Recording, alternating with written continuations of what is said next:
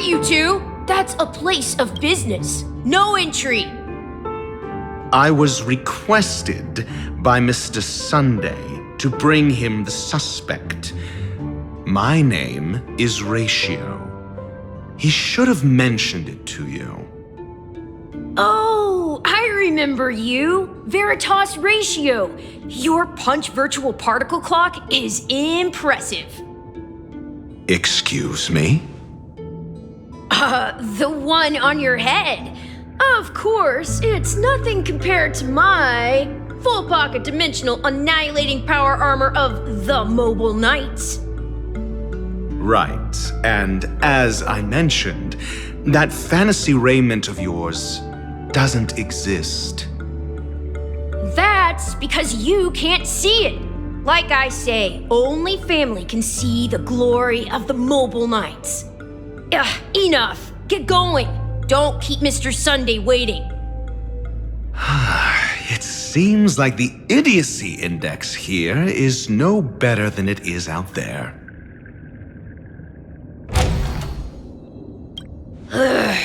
Enough. Get going.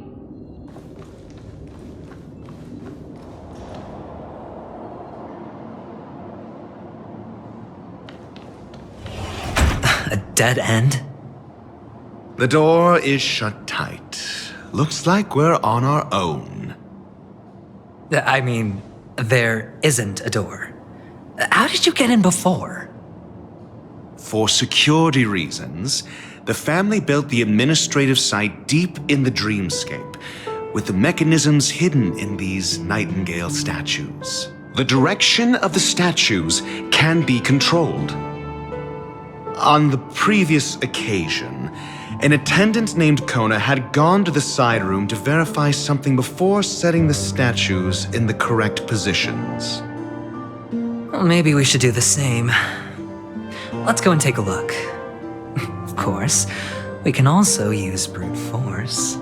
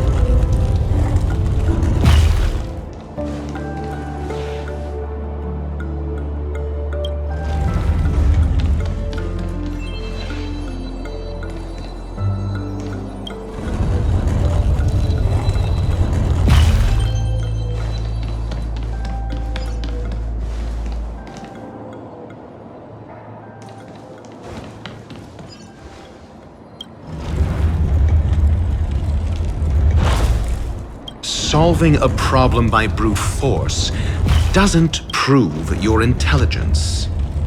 The side room. Don't let me repeat myself.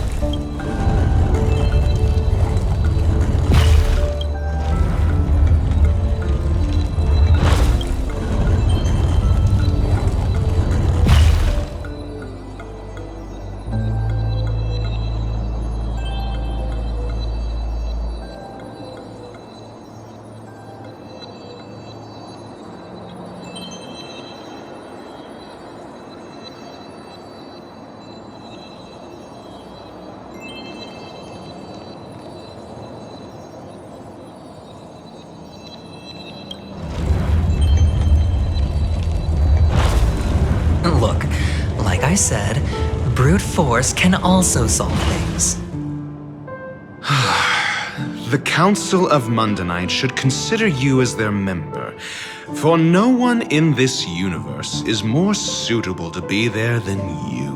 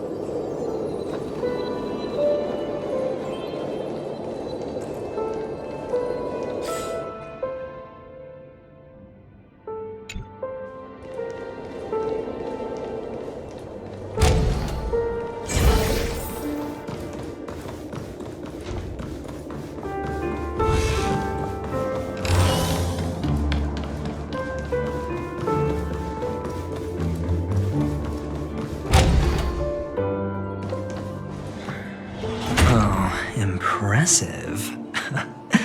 So much for Mr. Sunday's reserved, virtuous image. Do you need me to remind you? We're in a dreamscape.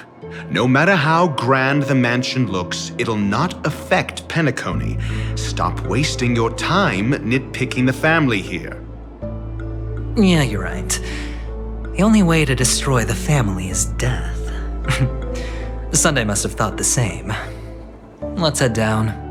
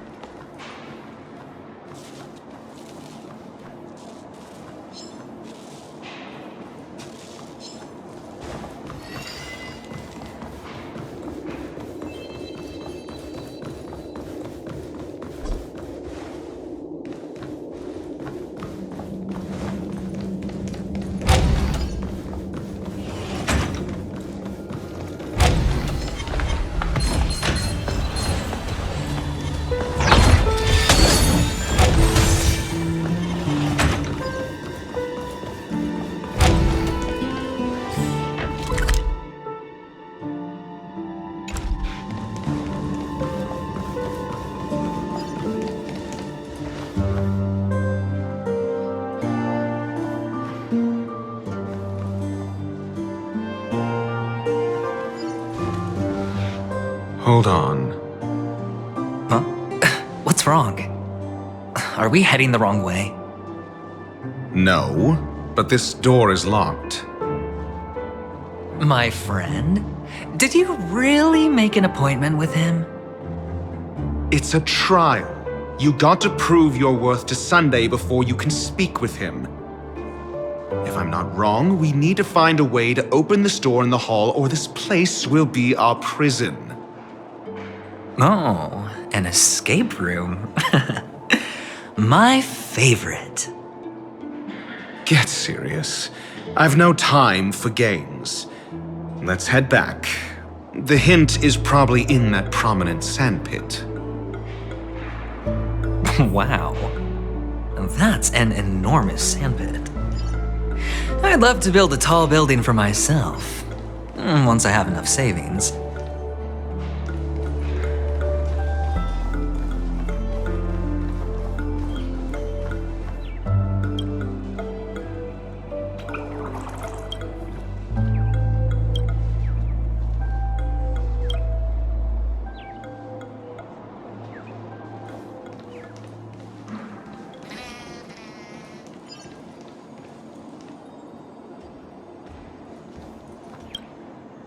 Oh, look. There's a noticeable gap in the model. I believe you're right. There wasn't a gap before. That man must have done it intentionally. Well, with your brilliant mind, you shouldn't have any trouble recalling what was here last time. Right, Doctor? Of course. Let's look around. When I see it, I will know it. Fine. Fine. Why do I feel that we're pursuing a degree in burglary now?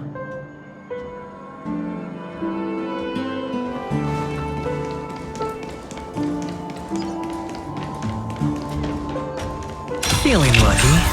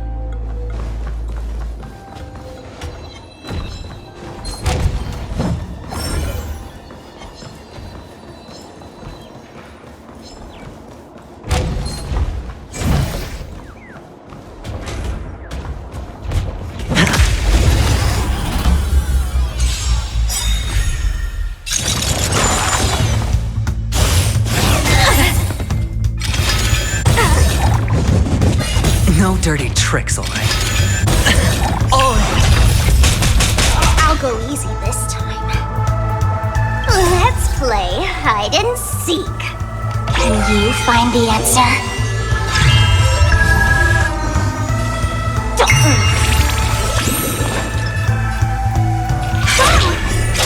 My turn.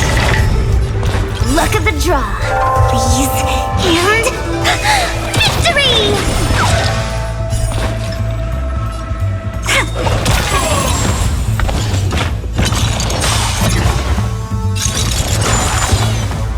Let's play for a while. Feeling spiffy? Choose me strike.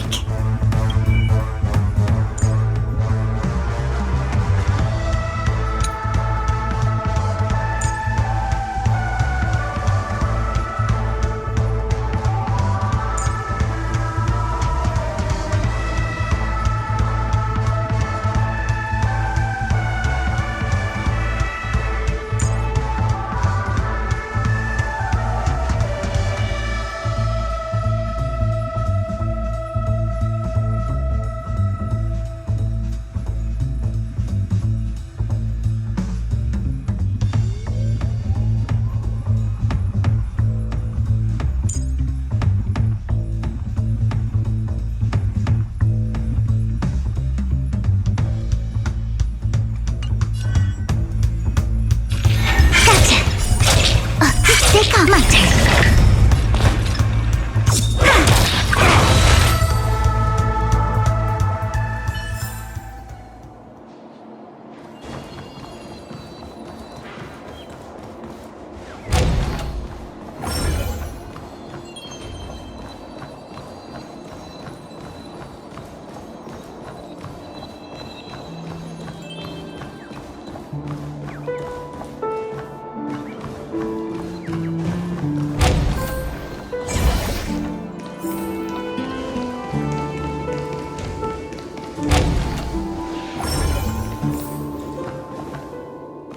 Found it. This is it.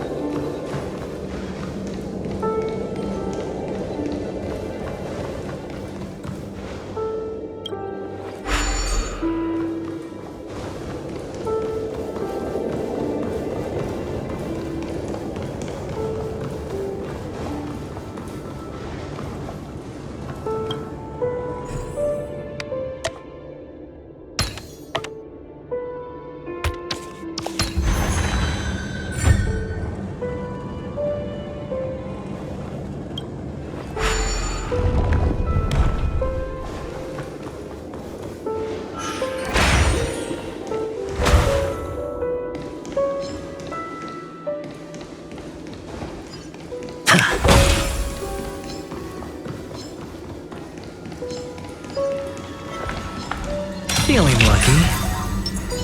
Watch this.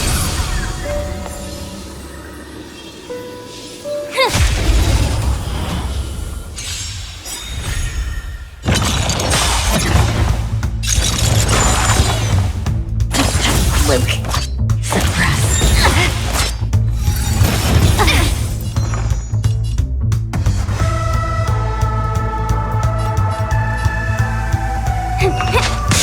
Can I have fun this time? Time for a buzz.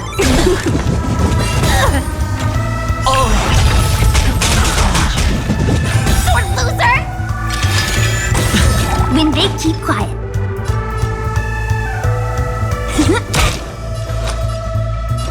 It's on me. No dirty tricks, alright? Feeling spiffy? This combat needs optimizing. This is double speed. Let's race.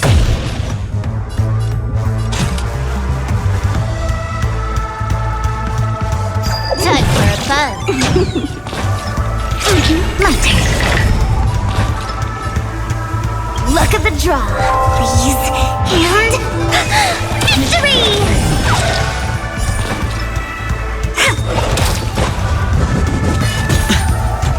Watch your head.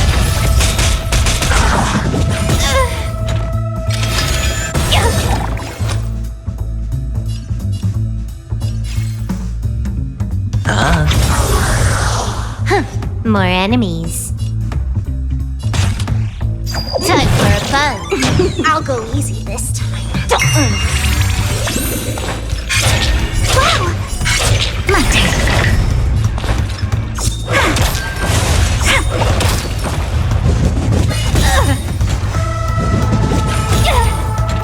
Sure, I'll play along. Let's play for a while. Feeling spiffy? Wait for the tiles. Come on.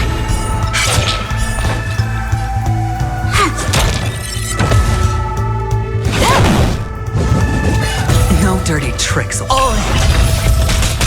I hit the mark. I'll go easy this. Choose me straight.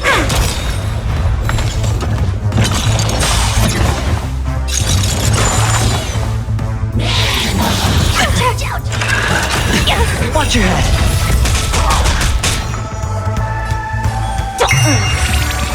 Wait for the time. Stay calm. My turn. Look at the draw, please. And victory!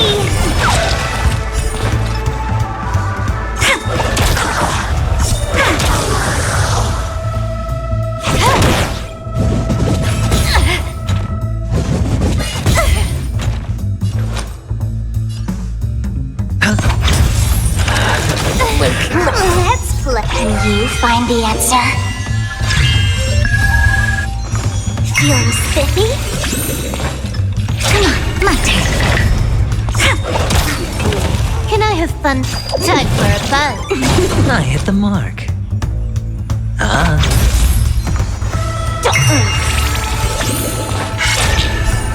Wow!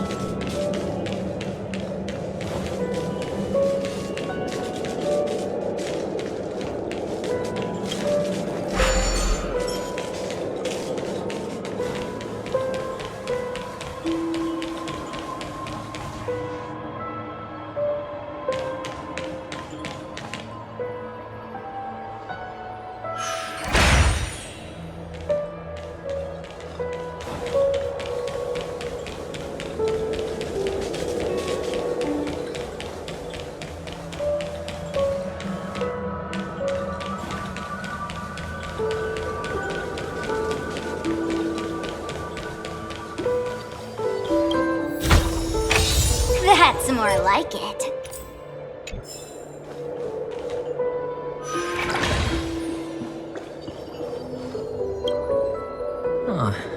And the nameplate reads Gulliver's Arch. Well, I'm amazed you can remember something this tiny. You know, this reminds me of a tunnel I once saw that could shrink people who passed through it. If I were you, I would shut my mouth. It's wise to remain silent when you should.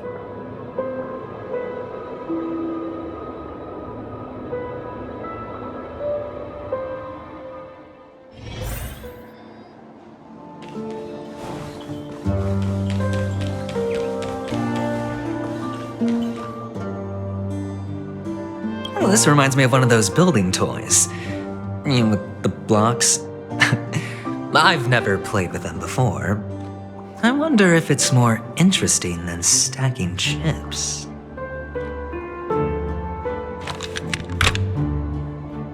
Oh, look. The gap is closed. And it fits perfectly. So, what's next?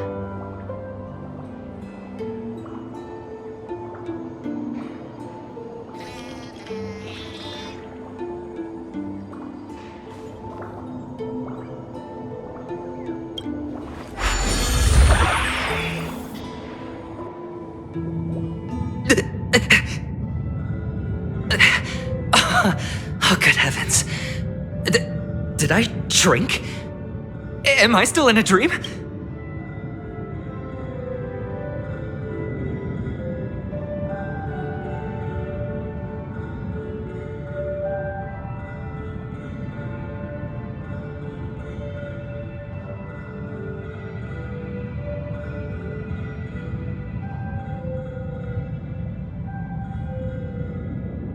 Indeed. Oh, Doctor, you're huge. It's me! Down here! In the sand pit! Oh, actually, I think we could make this work for us. Just find a way to slip me into Sunday's collar, and I'll infiltrate the family just like that.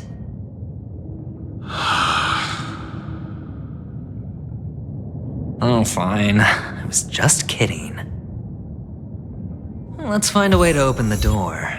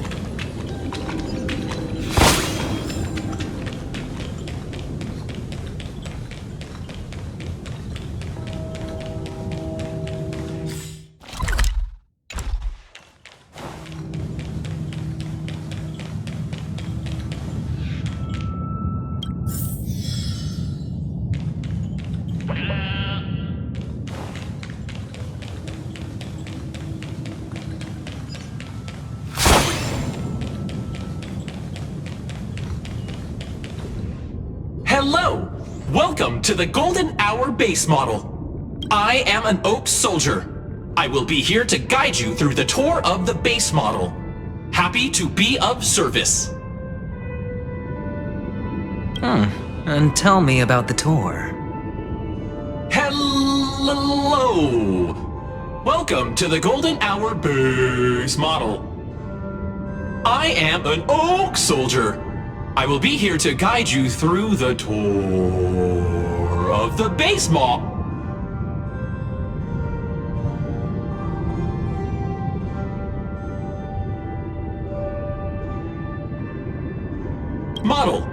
Happy to be of service. Generating guide. Please wait patient.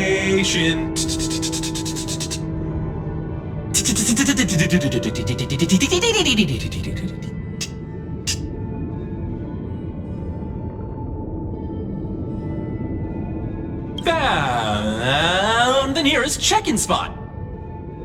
Please look behind me. A capsule machine model.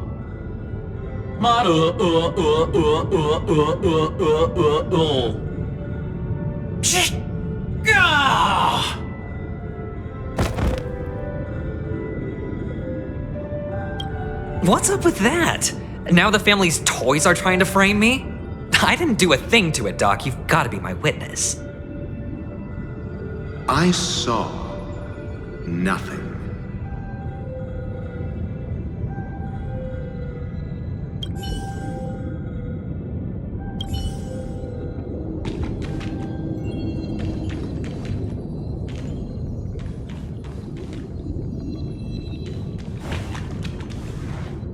Oh, capsule machine. There's no mechanism on the floor. Could there be one at the top? Doctor, do me a favor.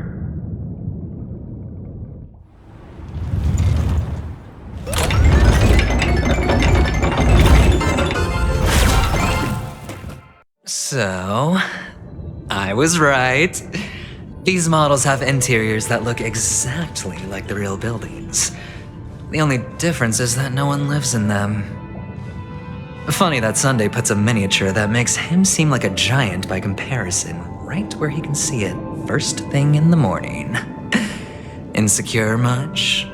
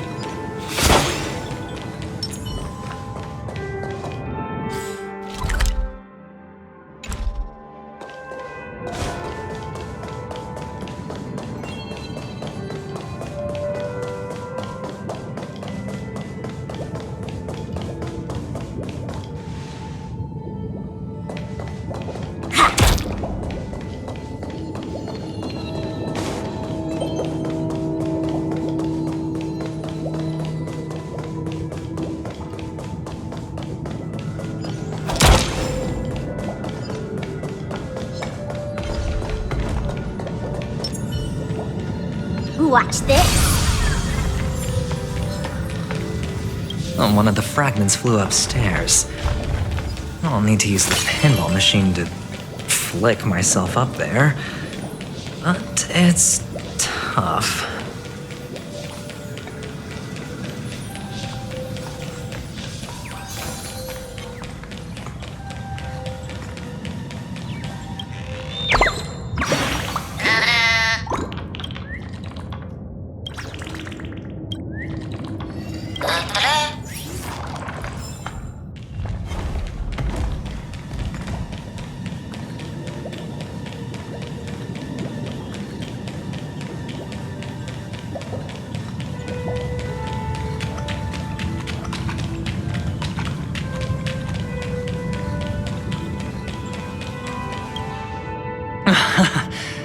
Oh, great.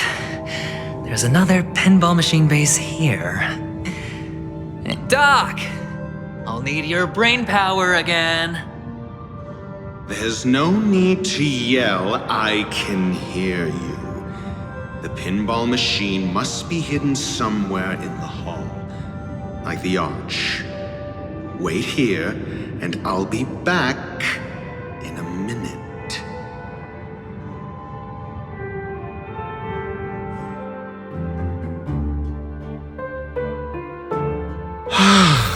Finally, a moment of peace.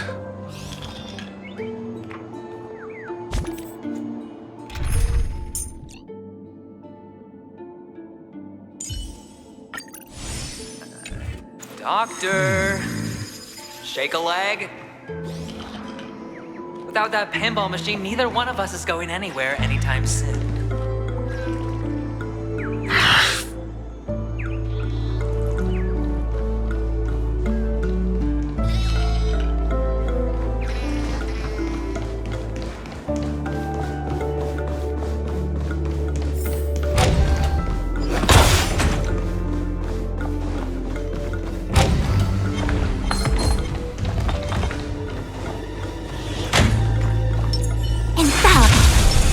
Watch this.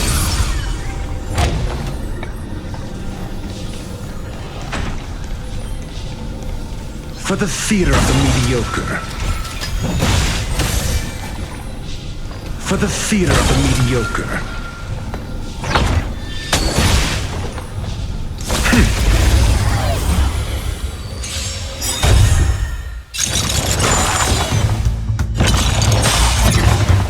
I'll go easy this time. Your answers?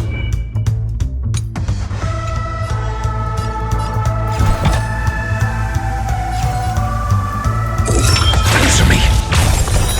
Free! Can I have fun this time? Equipped to converge and awaken! Let's play for a while. Feeling spiffy? I'm asking questions. A test. 0 points. More enemies. I see through you. No matter. I'll go easy this time. Your answers? Answer me. Let's play for a while. Feeling spiffy? A test. Can I have fun this time?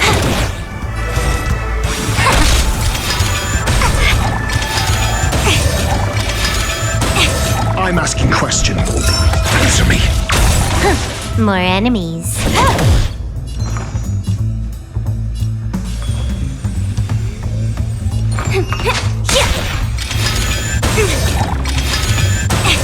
Your answers? A test. Free.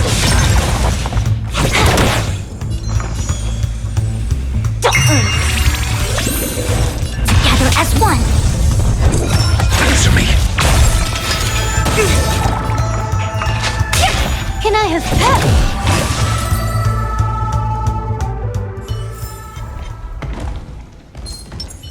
Watch this. That's it. Pleasant moments of solitude are always fleeting.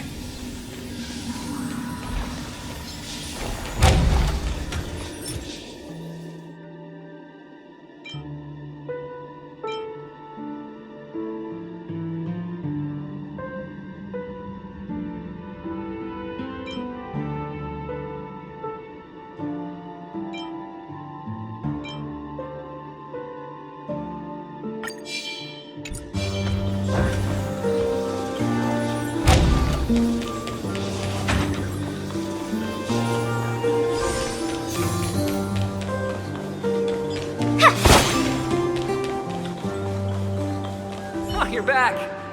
Just place it here. Thank you.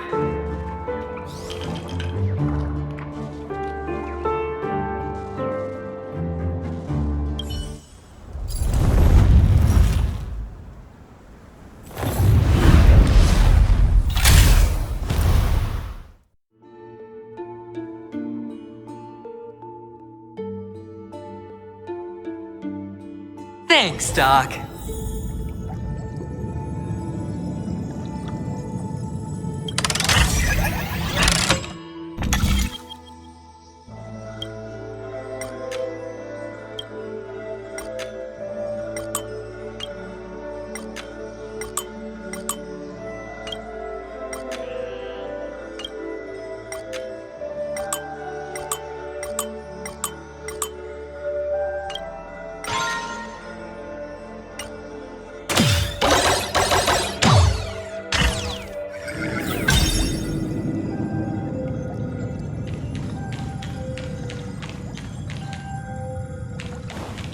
Oh, Horatio, you should come in here and take a look. The view here is breathtaking.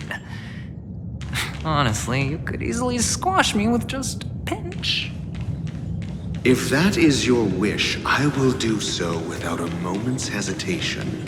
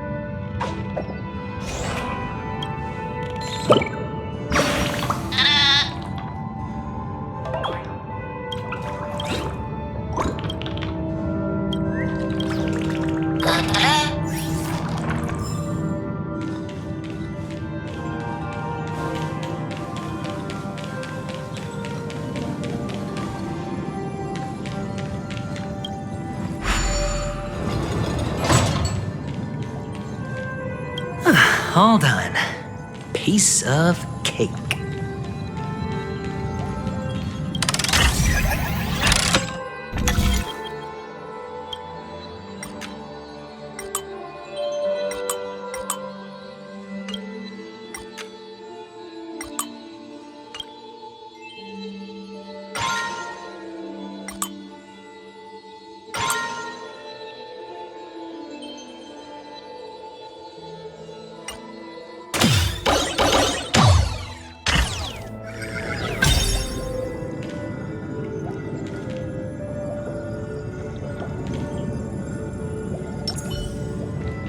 Feeling lucky. Watch this. 100% break. The dice have been cast. Bust. Or maybe I'll take it all. The game is on. Wait for the dice. This combat needs optimizing. This is double speed.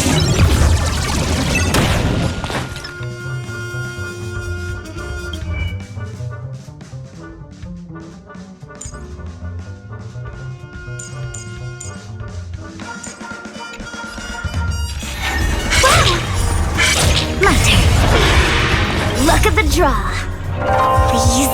And victory!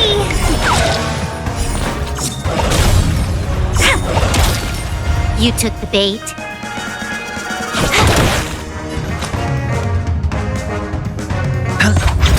Let's play for a while. Feeling spiffy? Choose me to strike. Come on, my turn. More enemies.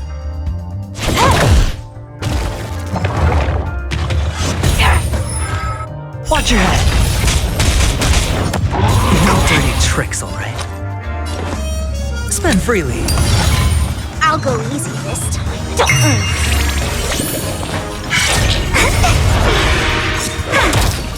Can I have fun with it?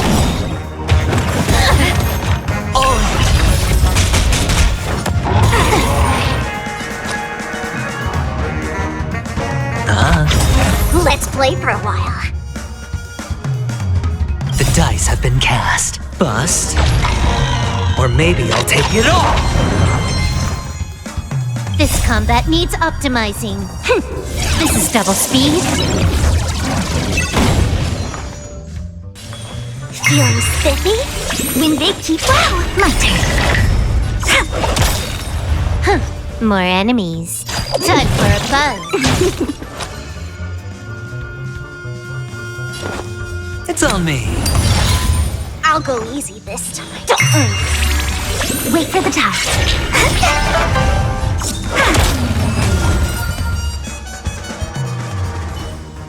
All done. Piece of cake.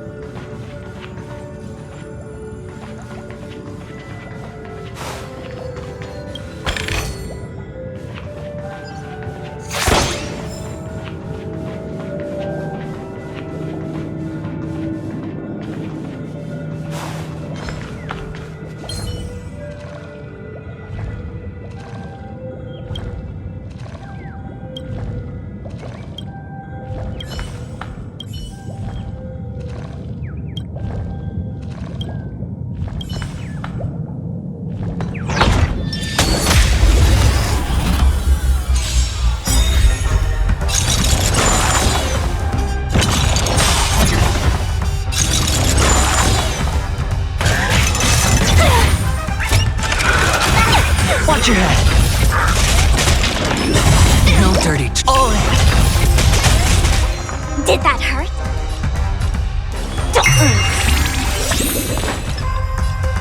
Gotcha. Come on. Look at the draw, please. And victory!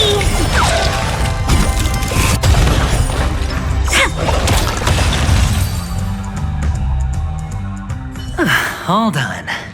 Piece of cake.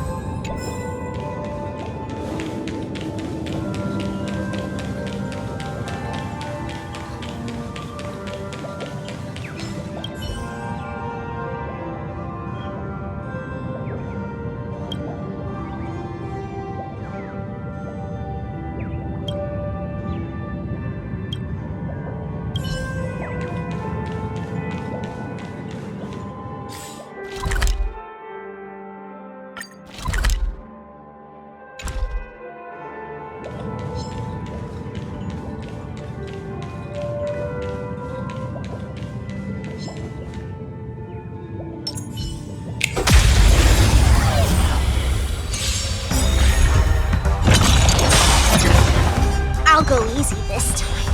Feeling spiffy? Pick up my turn. Can you find the answer?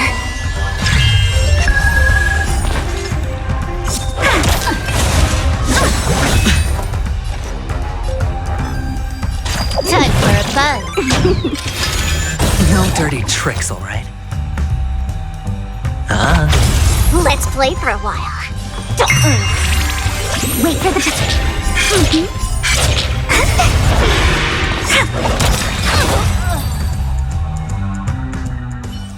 All done. Piece of cake.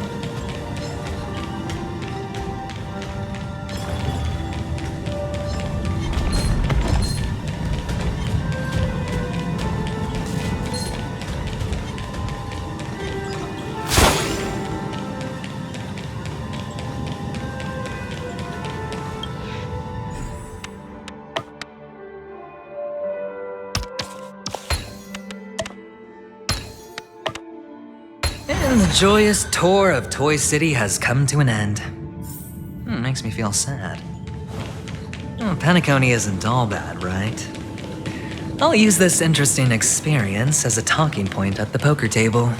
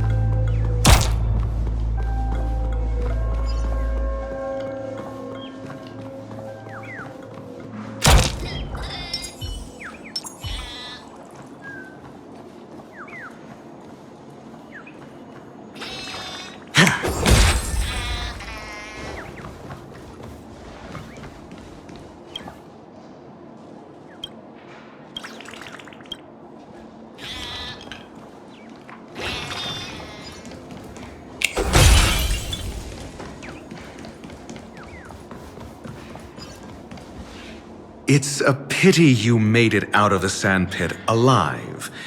Sunday is just beyond this door. From my limited understanding, he's not someone easily handled. Are you prepared? Yeah, only I believe he's the one who should be prepared to face me. Tell me about your plan. I don't have a plan. I'll just play it by ear. There are only two kinds of bargaining chips when dealing with people. Benefit or fear. Looks like sincerity isn't in your dictionary. Am I not sincere enough? There's no need to emphasize it. We've got to make good use of death. That man's sister is dead. He won't be able to turn a blind eye, and that's fear. And I'll help him find the murderer. He can't do it due to his status and position, but I can. And that's benefit. On what basis do you believe he's incapable, necessitating the delegation to someone from a rival faction, the IPC? Simple. Because that murderer could very well be a traitor hiding inside the family. Do you mean the Galaxy Ranger whom you accused previously? That was just an excuse, good doctor. There's something wrong with that woman, and we need someone who can keep her in check. It's better to minimize the variables outside our control while we execute our plans. Moreover, I need to know her identity. If I'm lucky. She could be an important pawn. And it's good to have more helpful friends when dealing with this matter.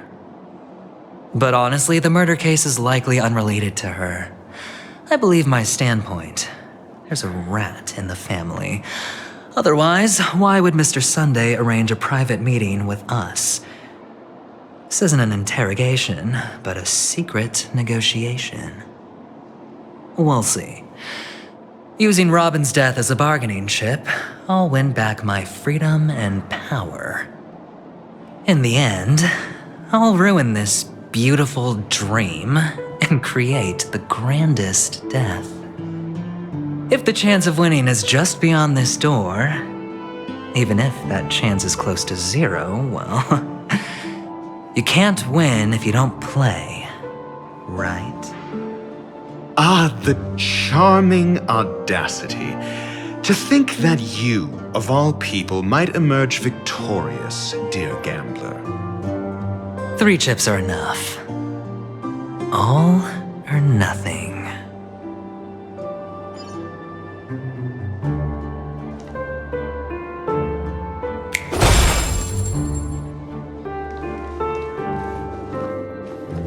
Feeling lucky.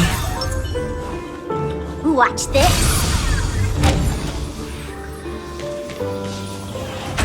It seems my puzzles are too effortless for you, IPC Ambassador. I appreciate your words. And I see you put a lot of effort into welcoming me, Mr. Sunday. However, this is no way to greet a guest. Well, this isn't an invitation, but a summoning. Before we speak, I need to test your character. I imagine this knowledgeable doctor friend of yours has been of great help, yes? Certainly. You ought to know this better than I do. He's already faithfully fulfilled his duties, hasn't he? Yes, the doctor has assured me of your noble character. He considers you, like himself, a virtuous person who can be trusted by the family. I have come to know you very well as a person, Mr. Aventurine. You're diligent, generous, and willing to cooperate. The fact that you succeeded in overcoming many obstacles just to meet me gave me the reason to believe in your wisdom and courage. But there's one thing I must ask you.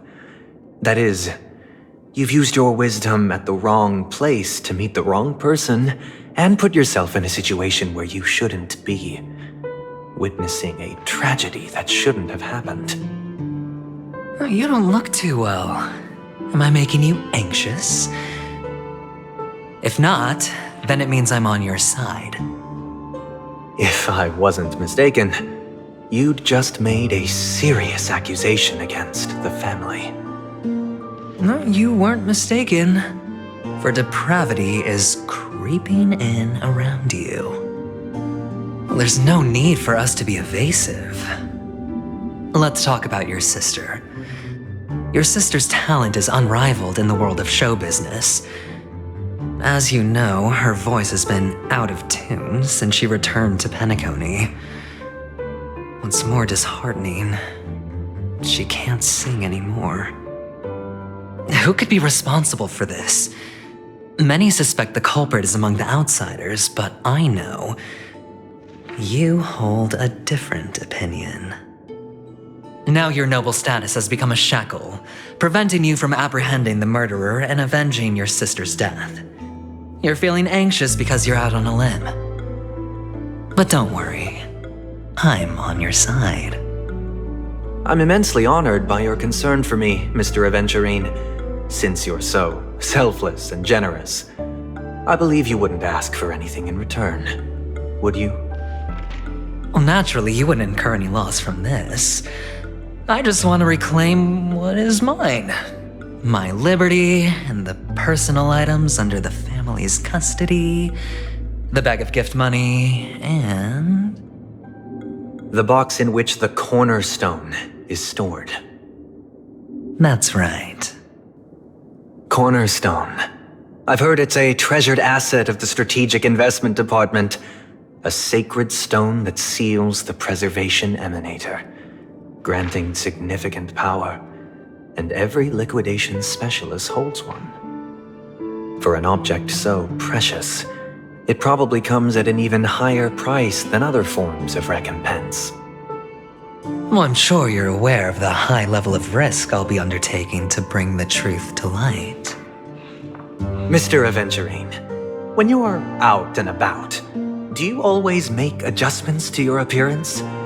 Your tie should be on the center line. Your shirt must not protrude from your vest. Your trouser creases should be perfectly straight and always aligned with the tips of your shoes.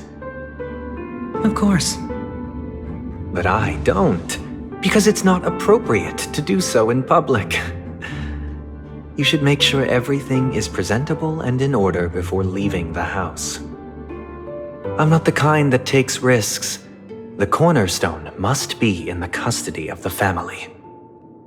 No room for negotiation. Please, don't let me turn you down twice. Sure. The gift money is good enough. I suppose you wouldn't mind that. After all, a merchant can't function without a bargaining chip.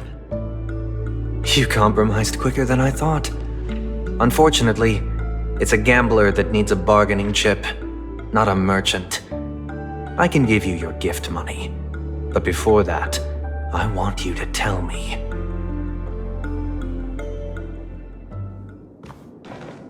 The fact that you can decisively forsake the box you asked for, what exactly is stored in it?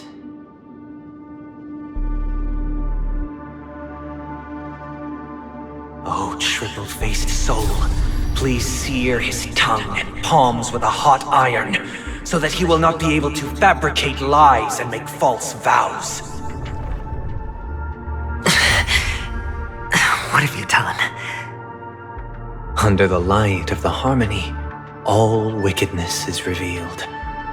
I implore them to shed their light, and I'll ask you questions on their behalf. Next, you have 113 seconds to prove your innocence and gain my trust.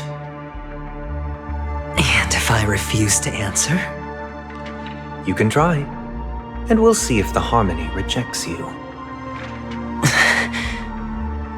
Question: do you own a cornerstone? Yes. What a simple answer. You, too, understand that idle chatter leads only to poverty. Did you hand over the cornerstone to the family when you entered Penacony? Yes. Does the cornerstone you handed over to the family belong to you? Yes. Is your cornerstone in this room right now? Yes. Is your memory free from any kind of tampering or deletion, encompassing but not restricted to the techniques of the Garden of Recollection? Yes. Are you an Avgin from Sigonia? Yes. You even know about that? Do the Avgins have any ability to read, tamper with, or manipulate one's own or another's mind? No. Does it matter? Do you love your family more than yourself? Yes. All the Avgins were killed in a massacre. Am I right? No. Are you your clan's sole survivor?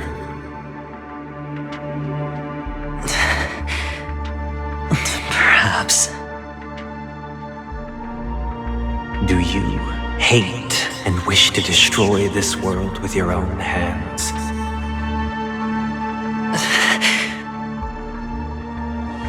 I don't know. Interesting. Now, the final question. Can you swear that at this very moment, the Aventurine Stone is safe and sound in this box?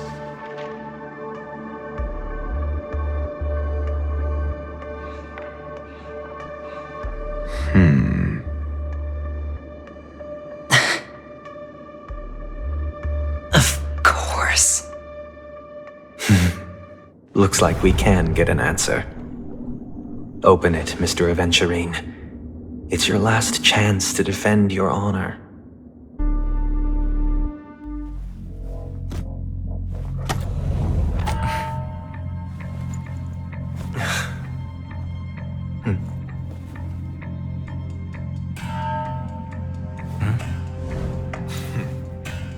Please.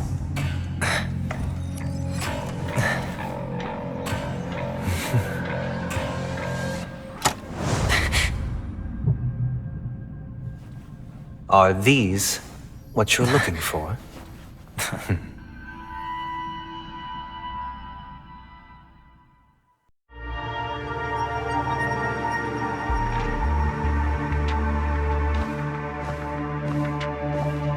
Since you came as promised, learned doctor, does this mean that you are willing to take the side of the family in this farce? What makes you think you can convince me? I've heard you haven't enjoyed Mr. Aventurine's company. I also understand that you're an avid learner who sees the pursuit of knowledge above all. In that case, you ought to realize that a competent scholar knows their position and wouldn't forsake more vital matters for the sake of petty pride. If you agree to assist the family, I'll share our research findings on the Stellaron. You must be quite aware that, besides the family, no other faction is willing to share such information.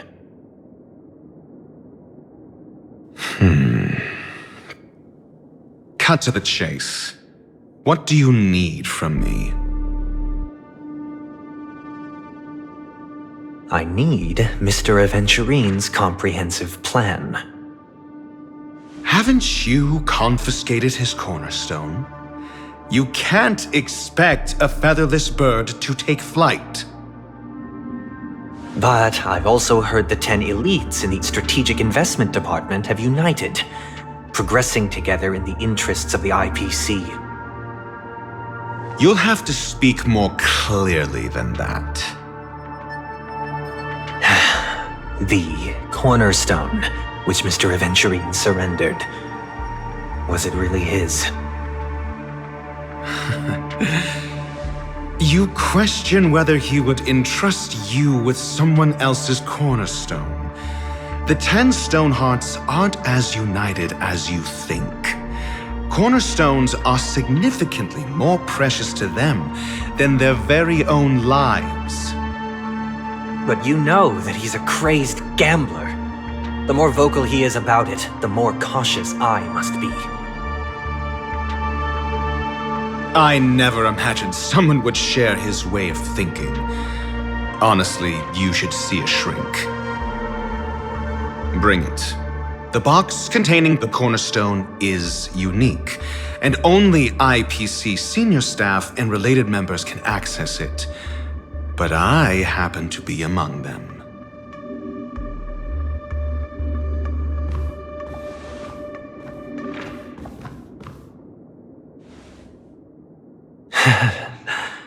I appreciate it.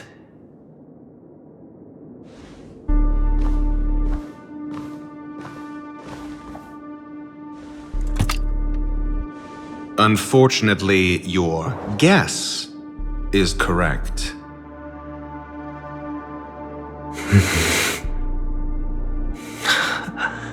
The golden stone. Its color and glow are similar to that of Klepoth's body. This is the very ruse he intends to use to fool you. He won't reveal to you that the 10 Stonehearts chisel their own will into the cornerstones, granting them an unparalleled radiance. And this golden statue is also known as Topaz, not Aventurine, and it belongs to Topaz. So, do you wish to confront him? Not at the moment. I'm more interested to know the location of his cornerstone. The safest place somewhere you'd never think of. Because he never intended to hide it. In fact, that cornerstone has been in your hands from the very beginning.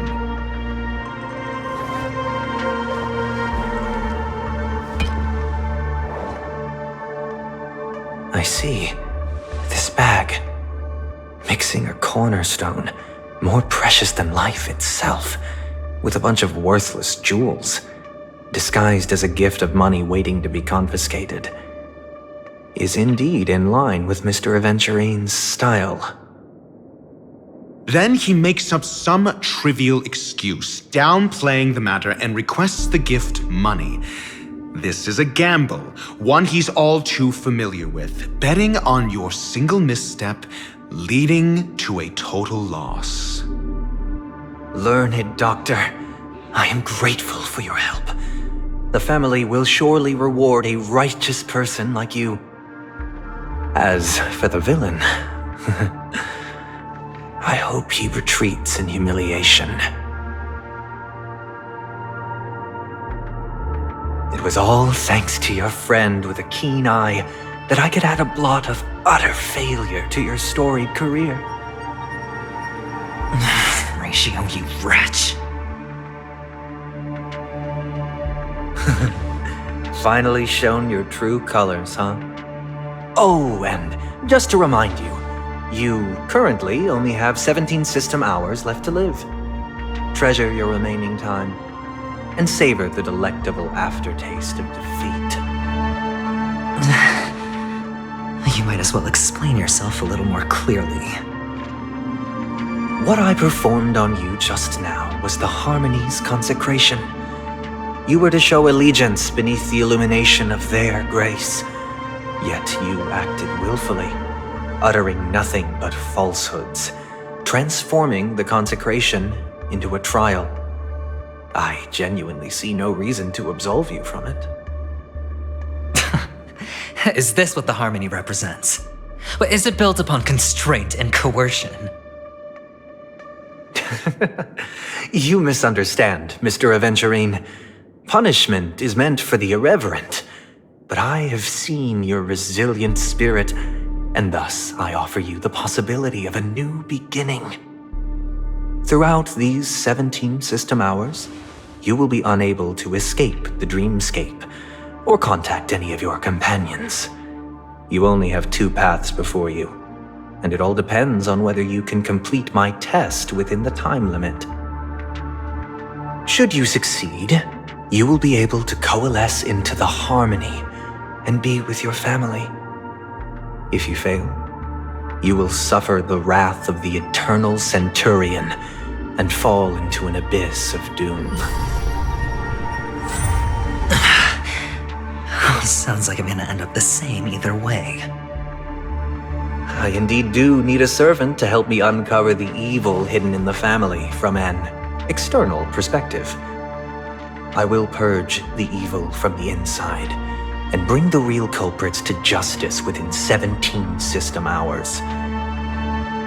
When the time comes, compare your findings with mine. If both our findings align, or if you can provide me more insights, then they will truly be able to grant you mercy and honesty. Shameless hypocrites. You took everything from me and still demand the truth? That isn't fair. Your carnival reeks with the stench of cash. Nothing is achievable without it. This is meant to be an act of personal virtue, not requiring the family's support. Your bag is over there. Do as you please. I believe you can trade this bag of worthless jewels for everything you need. That's what gamblers excel at, isn't it? Off you go, Mr. Aventurine. You are free. I will wait here for your good news.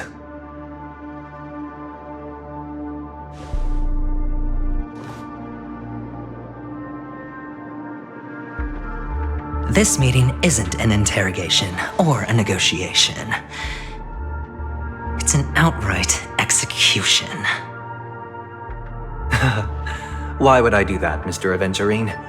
I'm just wondering what a passerby who stumbled upon a scene of a murder could have found out. That's all. By the way, before you go, I have a personal question. What is it now?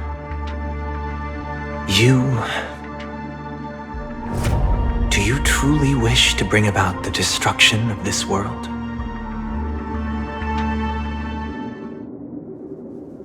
Kakavasha! Where did you go? Oh, are you injured? I got it back, sister. You went to look for them? That's too dangerous. It's just a necklace. It's neither food nor water. We can survive without it. But I can't live without you, little brother. Promise me not to look for those catechins again, okay? Sister, don't be afraid. The catechins are fools, but I'm smart. I played a game with them, and I won. Won? What happened exactly? Tell me. I made a bet with them. The two birds in the desert and me. Who will die first? I won. They suspected me of cheating, but I didn't. I won fair and square. Of course you'd win. You've always been a lucky child. Gaiathra Triclops must be watching over you. But that's no reason to push your luck by going up against those bloodthirsty, cruel catechins. Have you forgotten how Mom and Dad...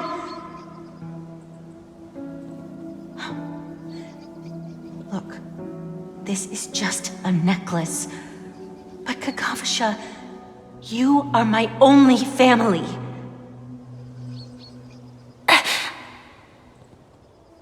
I'm sorry, sister. I thought you'd be happy. Because Mom left you this necklace. There'll be no next time. It is important, but not as important as you, my dearest brother.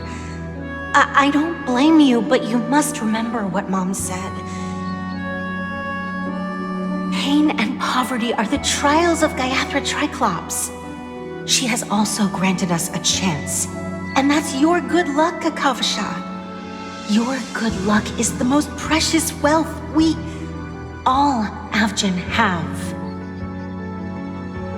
You're a child blessed by Gaiathra Triclops and can lead the clan to happiness. So always remember to protect yourself and never resent the pain and poverty you're going through, all right?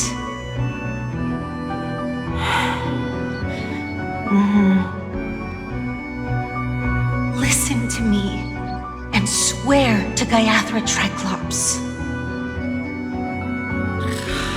Okay. We'll swear to Gaiathra Triclops to protect this wealth.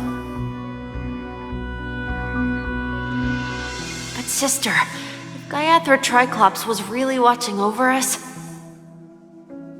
then why did she not protect Dad when he was swept away by the quicksand? After all, Dad went to the Catechins' land only to prepare for Gaiathra Triclops' offerings. And where was Gaiathra Triclops when Mom was shivering in our arms? Mom was still pleading for Gaiathra Triclops' forgiveness under her breath until the moment she closed her eyes.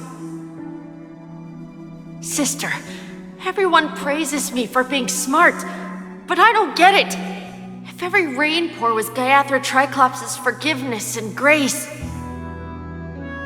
then how bad were our sins?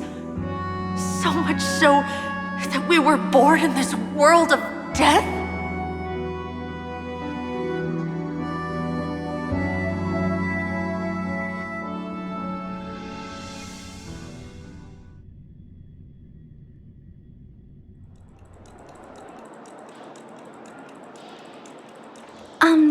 Excuse me. I can't seem to find any information on this artist in the Iris family archives. The photo you provided also doesn't show any matches. Just as I thought. I'd like to ask, what kind of traces do people leave when they enter a dream? Are you referring to the records when you enter the dream pool? The equipment will monitor physiological indicators such as heart rate, blood oxygen levels, and body temperature in real time. This data will be included in statistics and handed over to the family for the screening of any data anomalies. Immediate action will be taken once any illegal behavior is detected.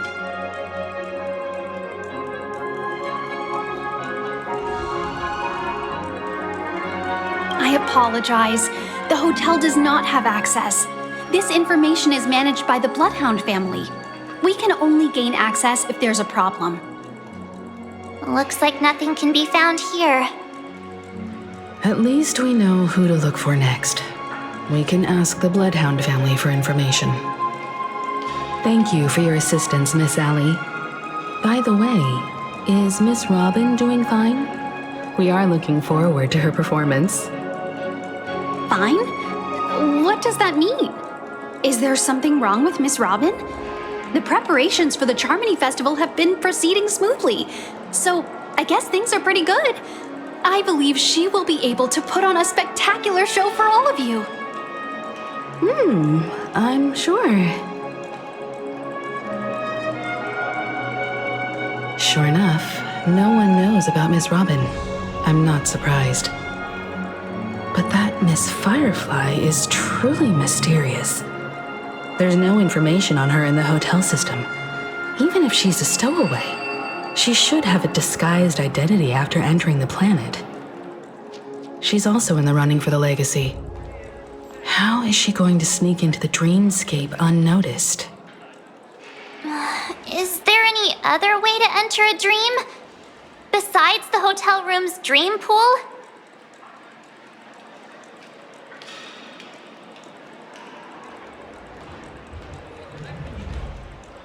The Memo Keepers have abilities that are difficult for normal people to comprehend.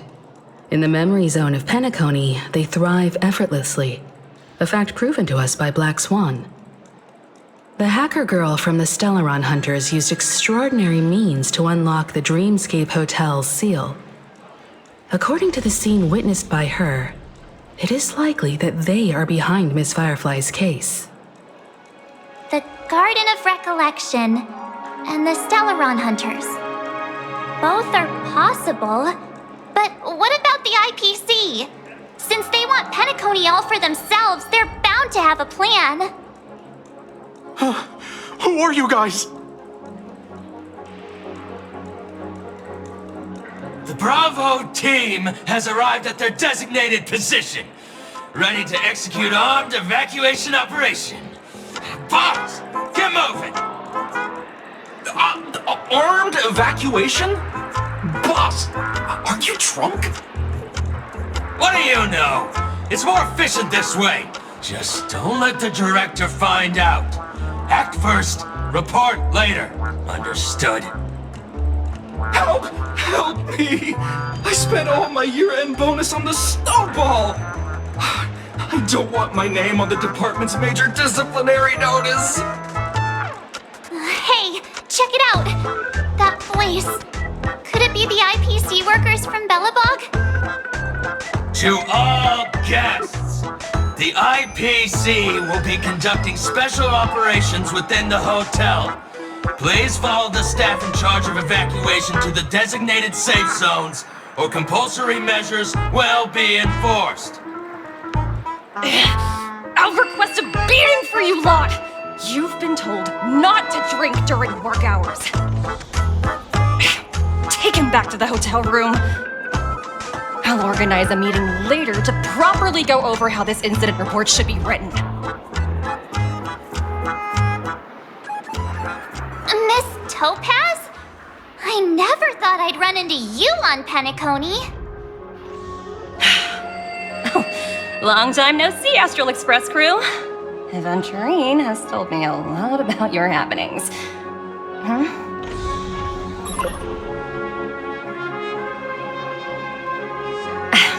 It's fine. Do as they ask and try to avoid any conflicts with the family. Report to me before taking any action. Yes, all right. As you see, the IPC isn't very popular here on Penacony. Cordiality from the family is a mere facade. The former frontier prison has turned around and cuffed its shackles on the IPC staff now. Only Aventurine, who carries an invitation, is allowed to attend the banquet. An entourage like us, we can only sit around in the reality hotel, unauthorized to even enter dreams. No wonder Aventurine's scrambling to partner up with someone. The IPC can't back him up in the dreamscape. His situation isn't optimistic, I hear. You're all helping to investigate some dirt on the family, are you not? Let me know if you need anything outside the dreamscape. The IPC always treats its partners well. Thank you, Miss Topaz. We're on our way to the Hounds to verify some intel. Perhaps you've had dealings with them? Yep. They're tailing us right now. Why not go and talk to them? It'll take the spotlight off me. Being constantly stared at is really uncomfortable.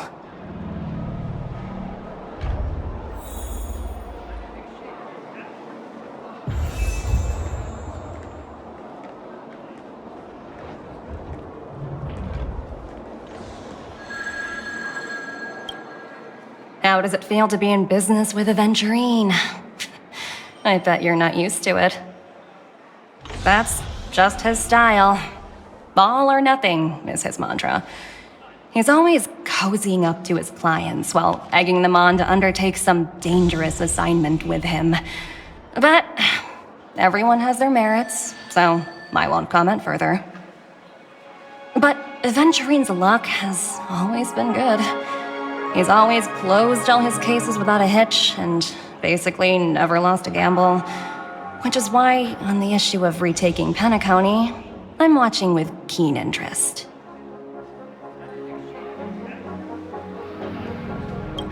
Of course. It's business after all.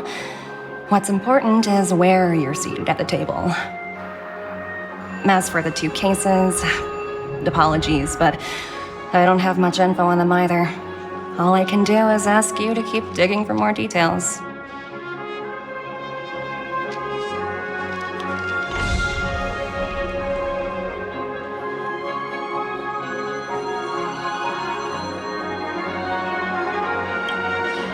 We're carrying out our captain's orders. What do you want? We made a mistake last time, and we're working hard to rectify it now. We don't have time for anything else. Surveilling the IPC executive Topaz, ensuring that she stays put at the Reverie Hotel during her time on Penacony. We've got the right one this time. So that's it. They were the pair who were after Firefly at the time.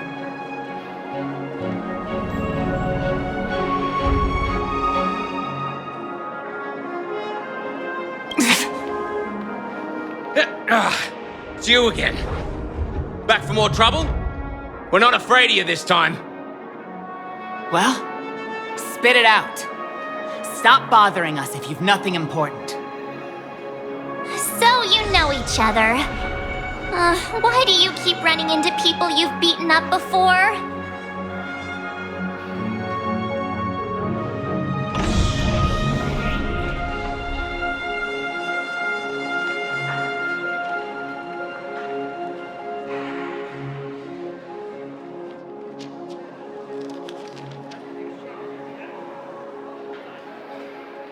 That's right.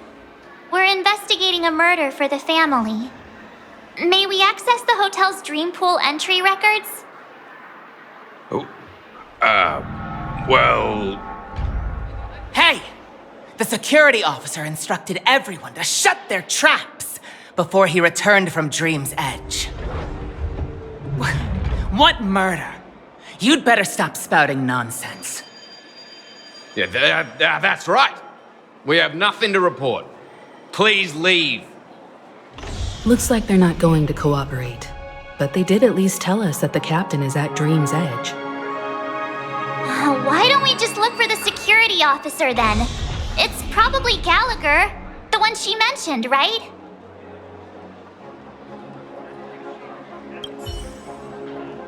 Wait.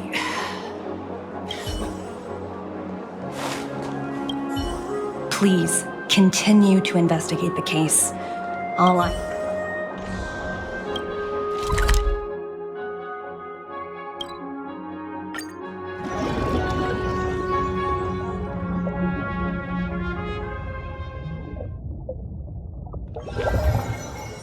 Such tight security. I bet they're stumped by the case as well. Gallagher. Gallagher. Where could he be? Apologies. The Bloodhound family is running an investigation up ahead. No unauthorized personnel allowed. Hold on a minute.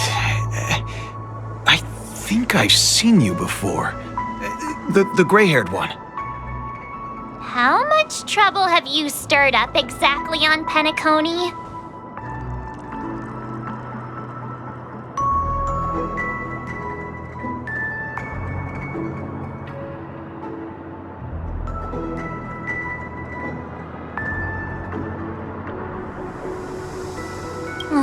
You think you look alike?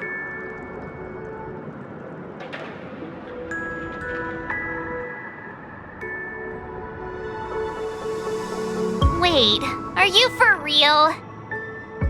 Not possible. It was you the last time, yelling about some clockwork friendship while beating me up with that silver-haired girl.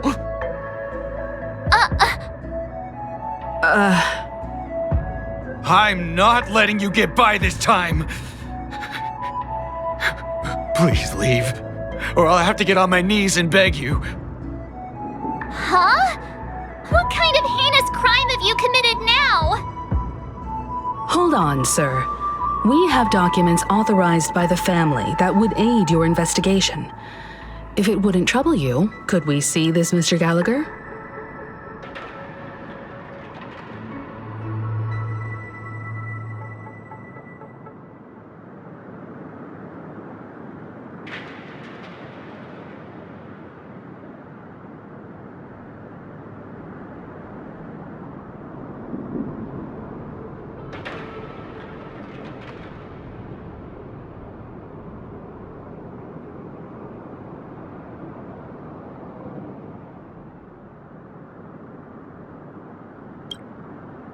Who exactly is this Gallagher you keep talking about? There've been a few people mentioning this name. Even the one with the gray hair. He didn't send you all here? It was the security officer who dispatched us. That's all I can divulge. He'll do! He's the one we've been looking for! Sorry, no can do. The boss said that since it's a matter of the family's reputation, no one's allowed through. Everyone, please leave. There's really no need for us to make things difficult for each other, right? We're really sorry for troubling you. Let's think of another way. Another way. That's it! Didn't they say something about that? What was it? Clockwork? That got this guy to change his mind. Can you perform it again? That, clocky magic.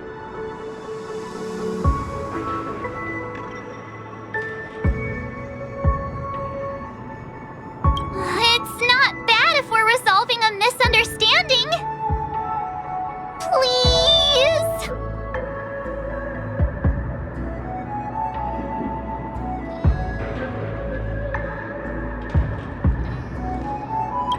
Sorry, no can do. The boss said that since it's a matter of the family's reputation, no one's allowed through. Everyone, please leave. There's really no need for us to make things difficult for each other, right?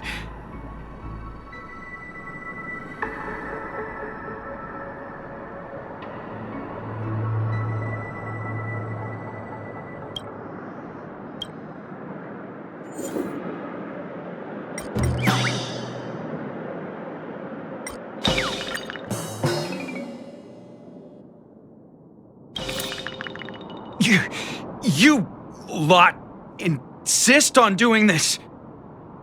Sorry, but human lives and the family's reputation are at stake. It is imperative we know everything about the case. No, I meant to say... Do I really have to get down on my knees and grovel?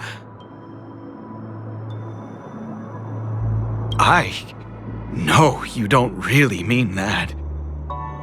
If that's the case, I'll just have to acquiesce to everyone's wishes. Lower my esteemed head and plead with everyone. No. No need. Standing is just fine. You don't need to do that. Looks like he still doesn't want to divulge anything.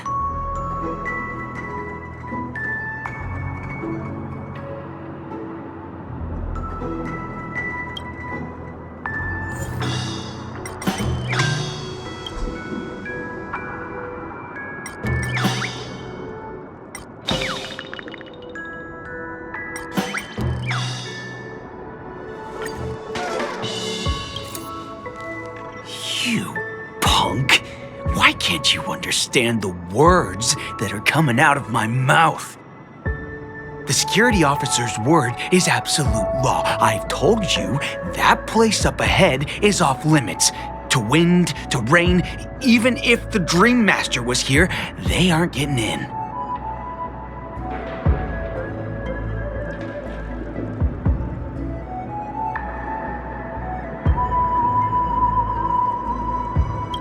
Did you not hear me? Even if the Dream Master was here... we'll talk about this if the Dream Master is ever here, and it's just a metaphor! A metaphor! Don't you get it? Oh, I'm warning you. If you keep insisting, I'm gonna have to show you my true power. He looks kinda angry now. Should we?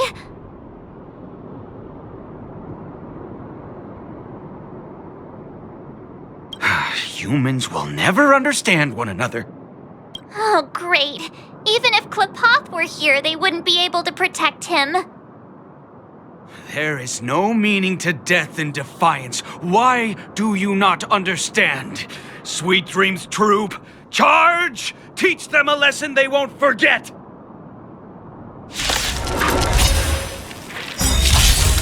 I'll go easy this time.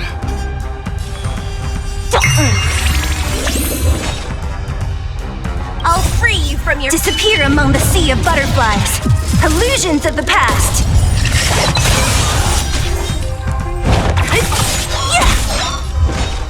Who's next? I'll end your misery. You took the bait. Converge and awaken. Ouch, ouch, ouch.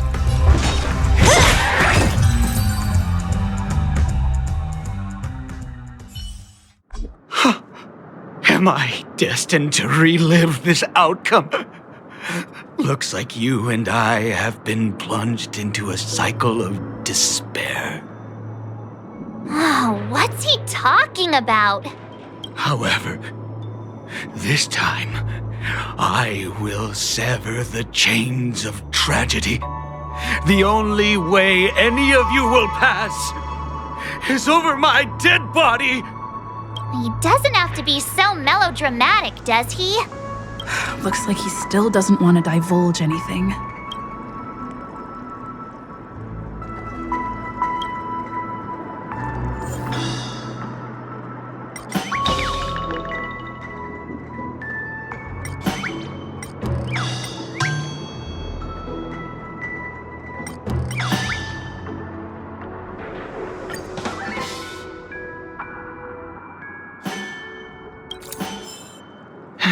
Let me see what time it is now. Whoa! It's this time already! What? Time to clock out! And no one's gonna stop me.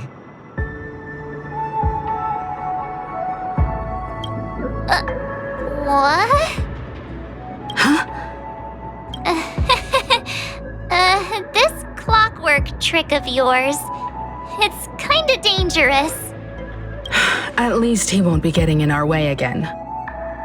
Let's go find that Gallagher and ask him the intricacies of the case. I was wondering what all the commotion was. Huh. Oh, it's you guys. Welcome. Since you made it here, what can I do for you? Hello, Mr. Gallagher, sir. Judging from your tone, it sounds like you were expecting us. Miss Himiko, you're too polite. There's no need to call me sir. Mr. Gallagher, you even know my name. Of course I do. You folks are from the legendary Astral Express and honorable guests of the Watchmaker. I had an encounter with this lady in the golden hour. I remember that little silver-haired girl was there too. I'm sorry for what happened to that kid.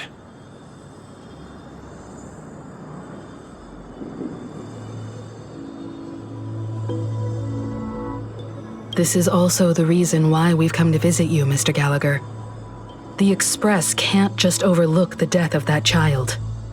So we've decided to help the family get to the bottom of it, in the hopes of getting justice for her. The Nameless involved with the family.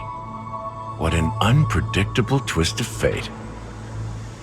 Why? What's wrong with the family? It's nothing. On Penacony, everyone loves the family. No matter how much one resists the beautiful dream, when the time comes, they too will find it hard to let go. Who wants to leave a warm nest? Just idiots, little kids, and inebriated fools. Mr. Gallagher seems to be getting at something. You got it wrong. I'm not. You want to discuss the case? Sure, come with me. This is not a good place to talk. Let's go elsewhere.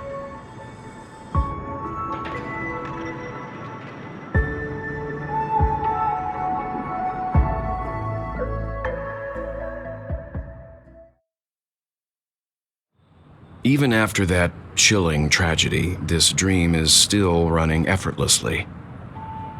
Other than the family of the Harmony, it's hard to imagine any other power in the universe that could sustain a building of such magnitude. The family itself is a huge, perfect building, like a living idol. Each member of the family sees themselves as a piece of the divine puzzle, revolving around a singular core and a shared ideal. Under their command, they loyally fulfill their roles, offering themselves while also receiving sustenance in return. Interesting analogy. Perhaps that's why Penacony's beautiful dream has persisted for so long. But the human body has its limits, and so does the divine's. That doesn't sound like the kind of comment a Galaxy Ranger would make. Just pointing out the facts. Mr. Yang will definitely have a better sense of what's going on than I do. Why do you say that, Miss Acheron? The beautiful dream is crumbling. But not because of a particular eon, a particular faction, or a particular visitor. Its collapse stems from a certain inevitability of human nature. The family refuses to acknowledge this, and it has ultimately backfired and become a catalyst.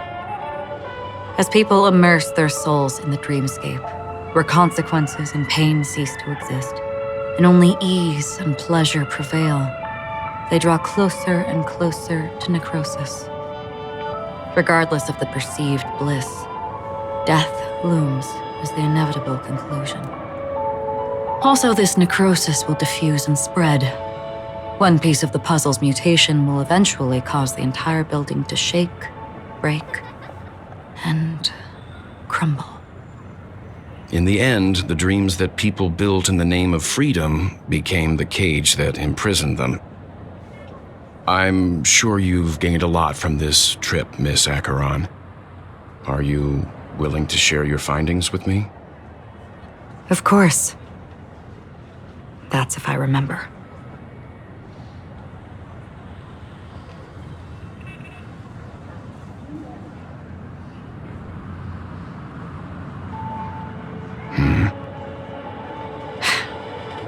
memory, it's just a habit.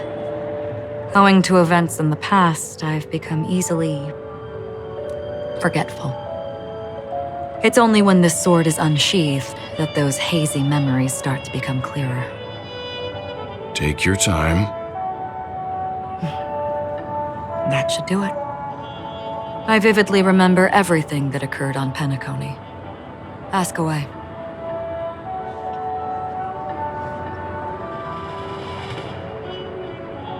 The moment of daybreak.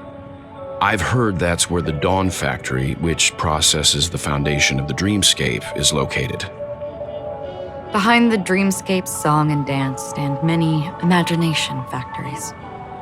Workers create all kinds of whimsical works day in and day out in their dreams. Then they return to reality and sleep on a narrow bed in a room. A far cry from luxury. They say it will suffice. Experiencing the bizarre and motley dreamscape is the best reward.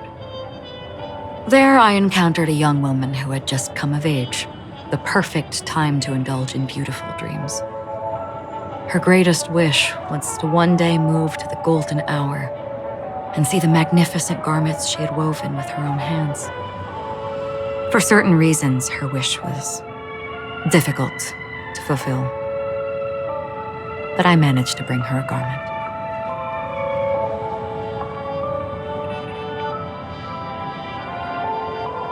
Gilded Hour.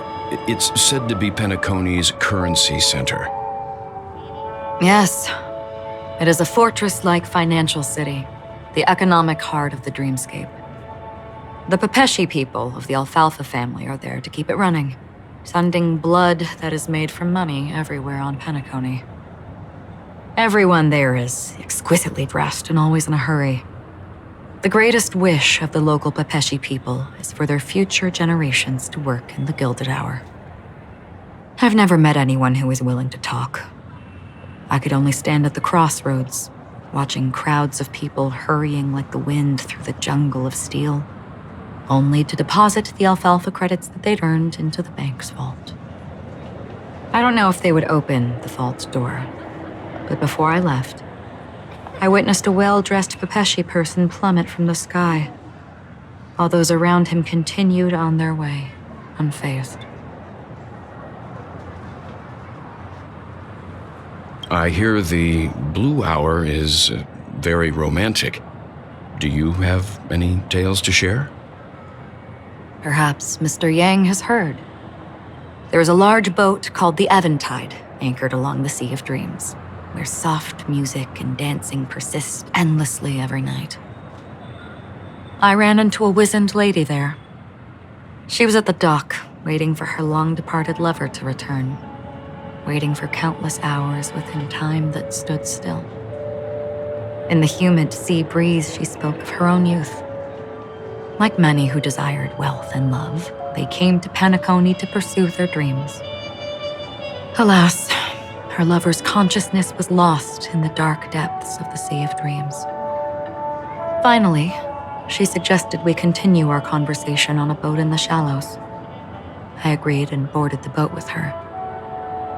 But she never said anything. Her eyes absent-mindedly gazing at the horizon for what seemed like forever. Finally, we retreated to the beach. The dreamscape of chic, luxury, and consumerism, the moment of dusk. My companions have been there too. Then you all must have seen those who are attempting to realize their dreams. Or have realized them, scattering money as if it were dust and betting it on all or nothing. Everything has a price, and everything can be bought or sold. Even dreams themselves. I saw an Intellitron there who was preparing to auction himself. When someone wins a bid under stipulated periods and rules, he would do the buyer's every bidding, becoming that person's very possession. That Intellitron had been auctioned off 12 times, and I participated in his 13th. That was the grandest banquet I had ever attended. But never again did anyone cast another glance at him. This time around, there were no successful bids for him.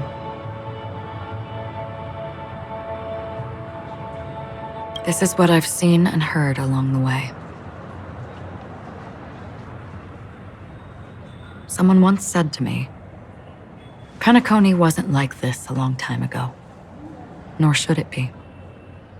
I've traveled through the reality and dreamscape of the planet of festivities, watched the tides of night rise and fall when time stopped for people, where the spirits of the rich and impoverished remain forever fixed on their own scales. This is why I think the collapse of the beautiful dream is inevitable. There might be a way to change everything. Perhaps. But if this is indeed the world that people desire, if this is precisely why life chooses to slumber, should we still seek to change it?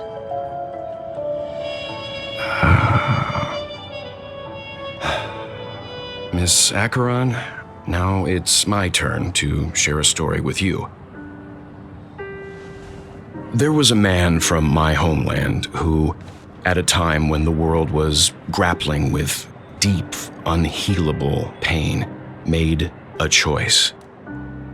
He wove together the dreams of everyone in the world, linking people's dreamscapes, and shouldered this burden himself. From this, he created a giant, a spiritual Adam. And since that moment, the giant stood between heaven and earth, becoming the pillar of the world's existence. As a price, those who found it hard to move forward, who could not advance, forever lost their future. They slumbered in a dream, devoid of disaster and pain, living out their days peacefully in the man's created utopia. And it is because of the wishes of those people who wished not to awaken that this spiritual Adam became unbreakable. And yet, you stand here right now, which also means that man failed. Because people must always move towards the future. Even if human weaknesses make them pause when they truly cannot move forward, humanity will eventually seek a way to save itself. And that man, he was never a failure. Like everyone in that world, he etched the possibilities of human nature into his heart. He was the sun chaser of legend, soaring towards the sky and embracing his final victory with his fall. He ascended to heights uncharted, only to come face to face with the sun, a place not visited by anyone before. His wings would melt because of it, only for him to fall into the sea. And after that, countless others would surpass him, soaring to even greater heights. A fitting metaphor for the Nameless's trailblazing spirit. Thank you, Mr. Yang. I know what you wish to confirm. The universe has innumerable similar, yet different worlds. In these worlds, there are innumerable people who look alike, yet don't. I too have embarked on journeys, encountering old friends with familiar faces on different worlds, witnessing their destinies follow paths similar to mine. So I will tell you, even if not completely similar, the story you just told, it overlaps with my past. And within that abyssal dream, I ended that man's life. Alone.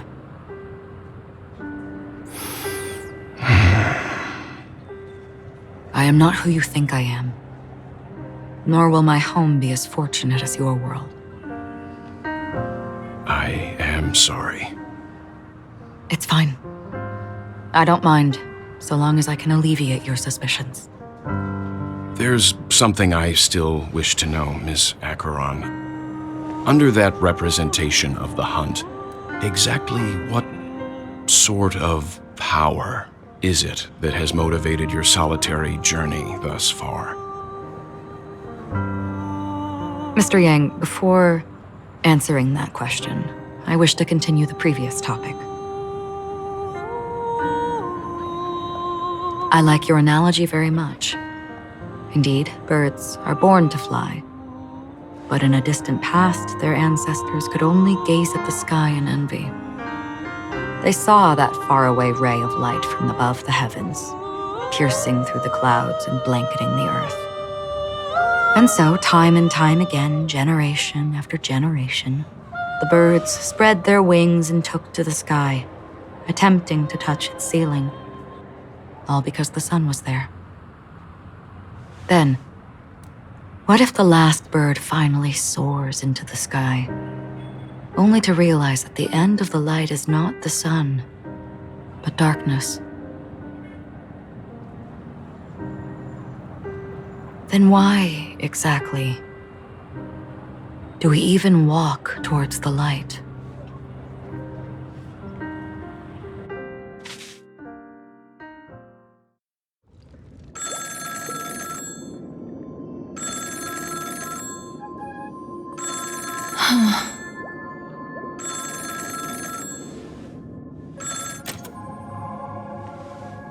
Long time no see.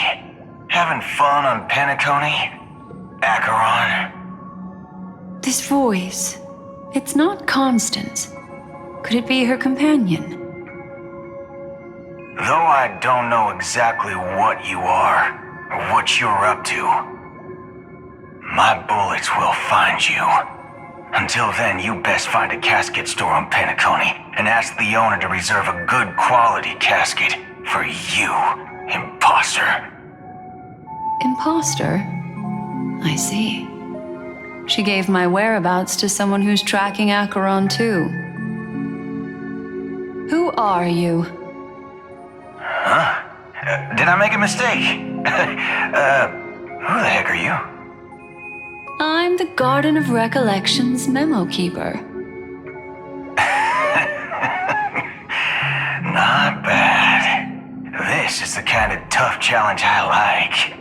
You that imposter's bodyguard? Never mind.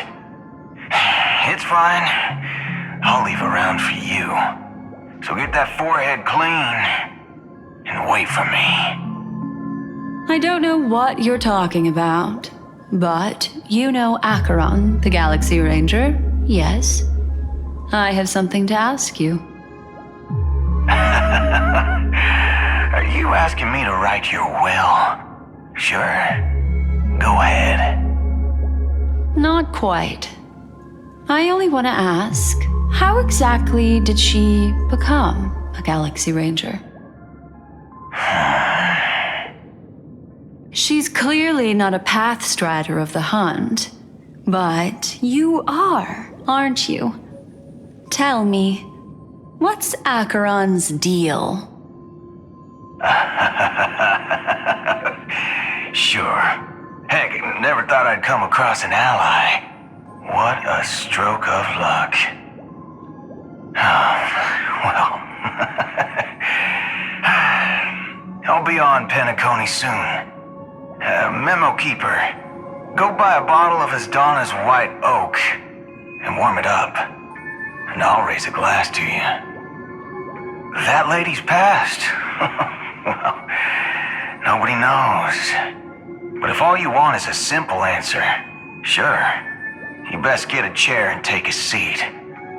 That woman, named Acheron, is an emanator who should not exist.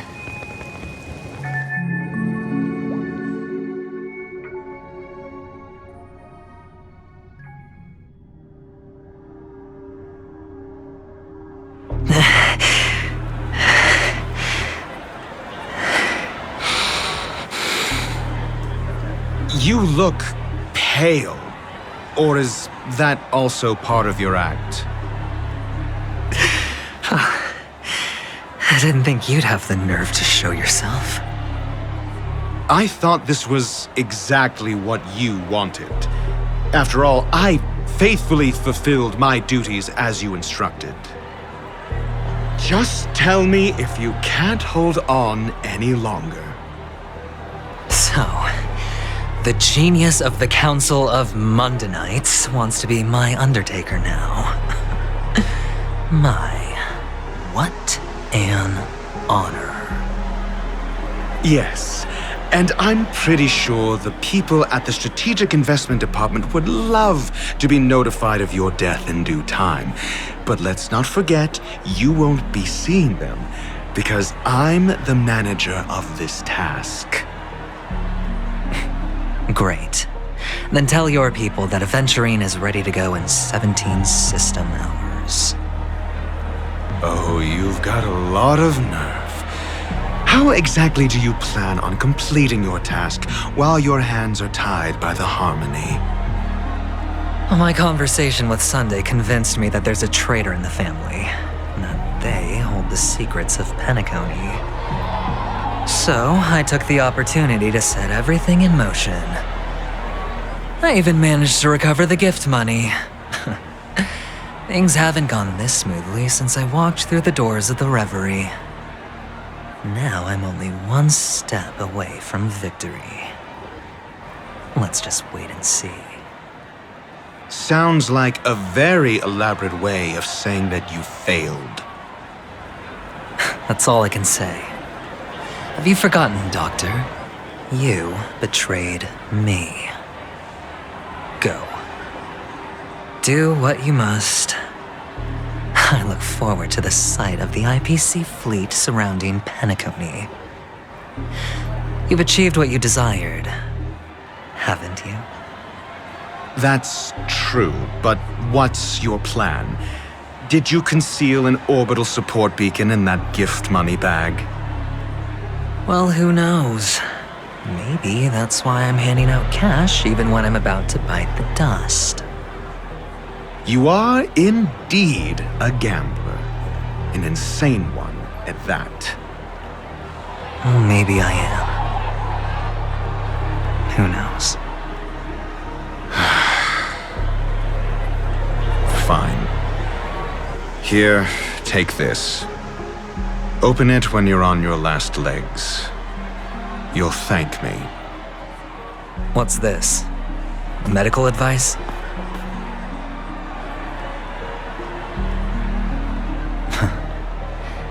You catch on pretty fast, Doctor.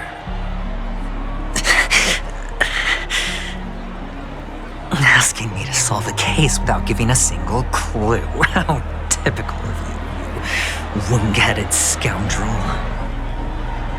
But the way you're all on edge about that stowaway, it's just as I guessed it would be. As for now, let the rain of wealth from the IPC fall evenly on everyone.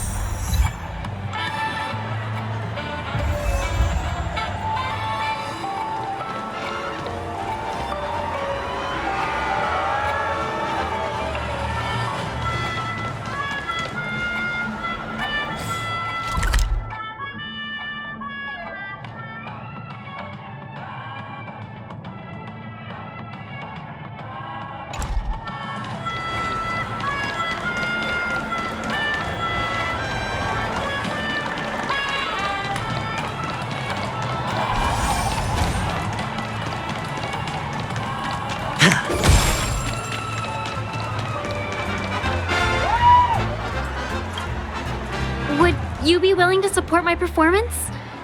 And keep the Song of Beauty alive in the cosmos?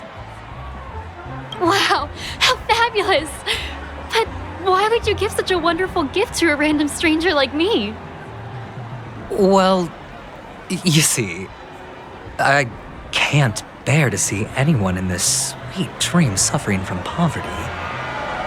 That's incredibly kind of you. Thank you so much, sir.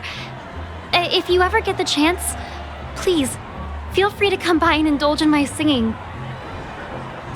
Sure thing. Oh, by the way, do you happen to know anything interesting about death? Death? That's a pretty scary topic, and it doesn't really match the mood of this sweet dream. Oh, you see, I'm a tabloid reporter collecting ghost stories in Penacony. As you know, the more chilling the stories, the more attention they get. Maybe you could help me out. Well, if you're up for some gossip, it's not about death, but there have been some rumors about a guest at the reality hotel who fell into a deep sleep and didn't wake up. It was like they were in some sort of coma. Nobody knows what caused it, but luckily the customer eventually regained consciousness. Well, all customers are under the protection of the family, after all. Thank you. This will make for a very juicy headline. May Shibe protect us. Unexplained coma. That's actually what happens to your body if your brain dies in a dream. But unfortunately, the customer ended up waking up in the end.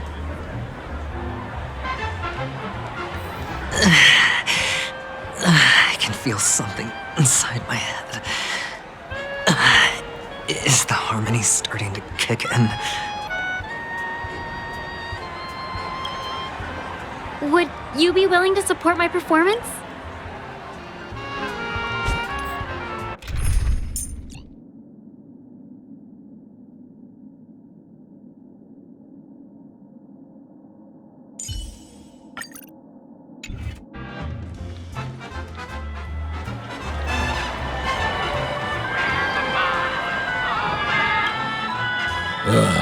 The world has truly lost its way.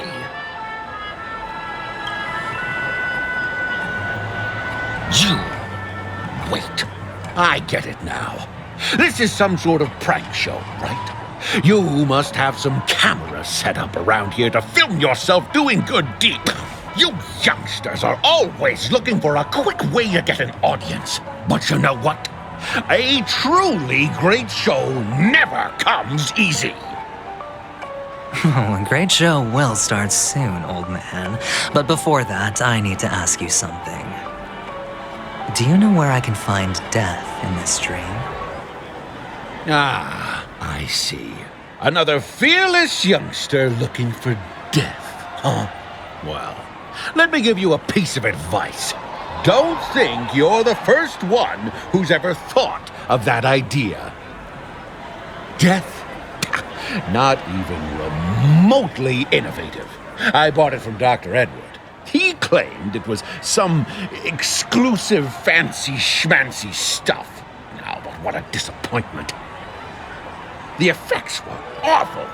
First, some monster covered in eyes stabs you in the gut, and then all you see are blurry glimpses of buildings and lights. The sky was spinning so fast it almost made me puke. Is that all? Yeah, what else can you expect? Don't put too much stock in the Penacony movie industry. They even call this junk groundbreaking art. Can you believe it? What a joke. Well, I'll leave you be then. I hope you have a wonderful day. A monster covered in eyes. That sounds like the Memory Zone meme.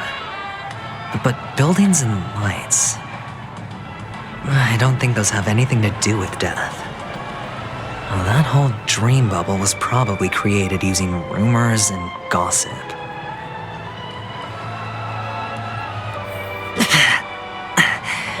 The disturbing voice in my head.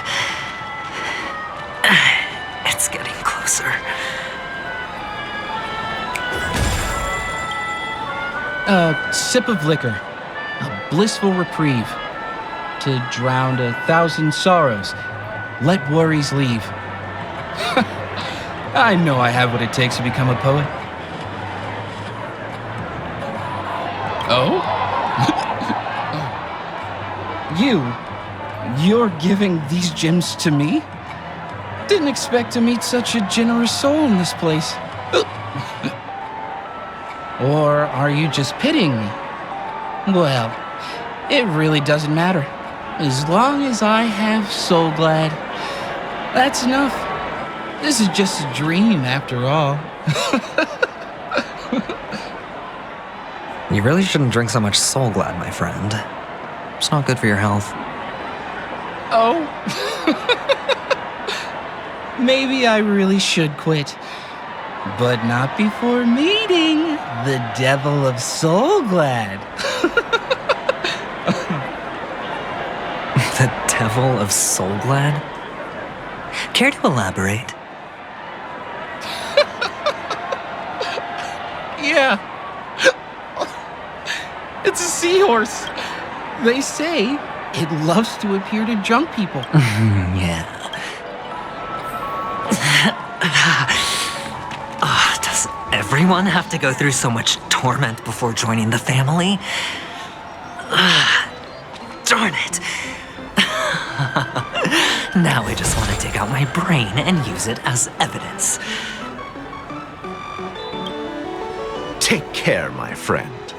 If you ever find yourself in danger, remember that the hounds are always ready to help.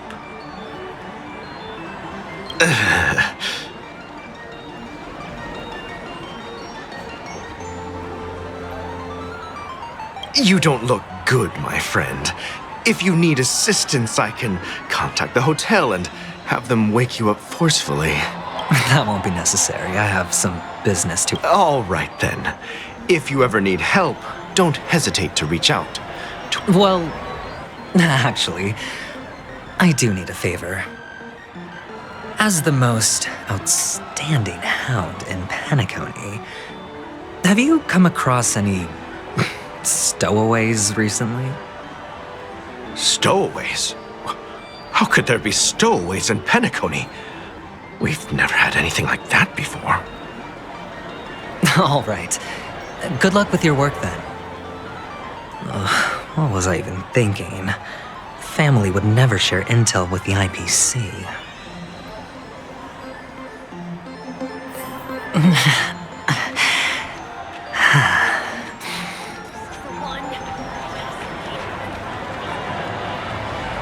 Not enough credits left? Where do I recharge?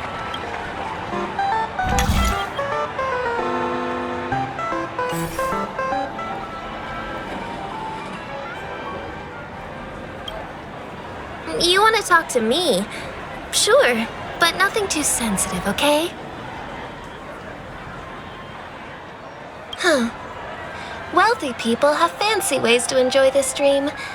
But to be honest, I've never seen anyone who gives out money to others like you. So, are you trying to be the prince from the tale, handing out his gold leaf garment and melting his lead heart in the fire? I'm flattered. I'm no prince, and I just thought these gems would help you speak. So, as an investigative reporter, maybe you've heard something about death? Another curious soul. I see. Well, that was actually the topic I was most into when I entered the industry. But my boss shut it down. How did your boss talk you out of it? Well, she simply said, covering baseless urban legends like that would make us look like some third-rate tabloid. I thought about it, and she had a point. Reporting on stuff like blowing out birthday candles and getting spooked by nightmare ghosts isn't exactly professional material. Guess she's got a point. Thank you for sharing.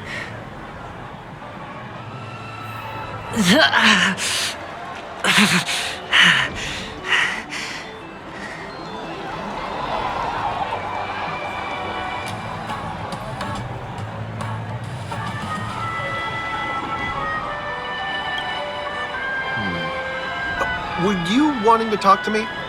Sorry, I thought you were checking. Is this? Yes, it's for... Is this for real? Someone is actually giving me a gift. Not for my... Oh, it's not much. I knew it. What's on your mind? Are you trying to ask about my father or my mother?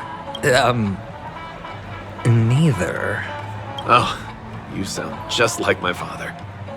Oh, he's an Intellitron, so his dream entry methods are different from us organics. Can't count on him to protect me if something does go haywire. Funny, right now I'm still under his protection. How ironic. Hey, stay positive. Gold.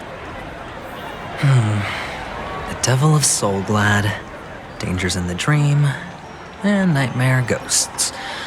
Well, surely death is a popular topic.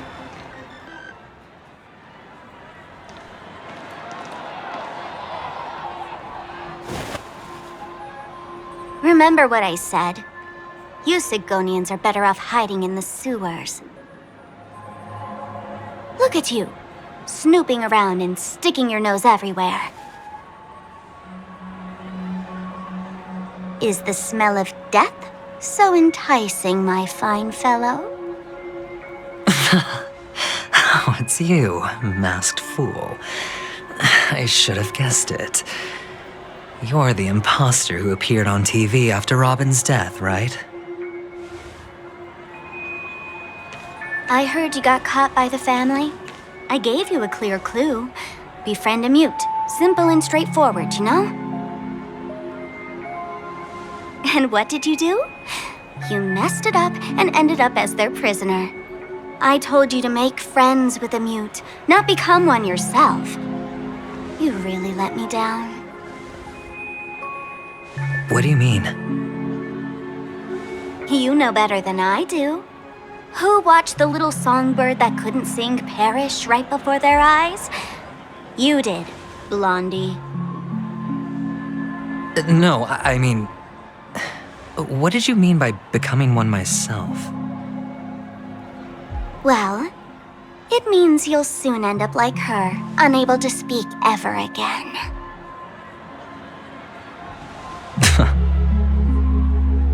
But it's a good thing if you ask me, because... Because I'm getting closer to the truth, right? Oh? Why else do you think I'm handing out cheap trinkets all over the streets, fool?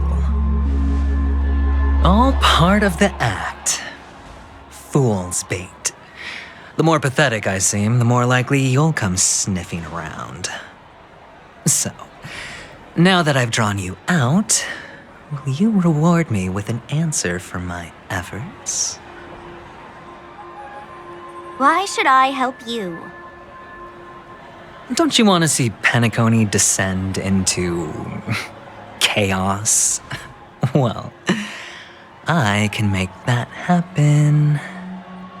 I just need an answer to one question. Back then, when you asked me to find a mute, did you really mean Robin?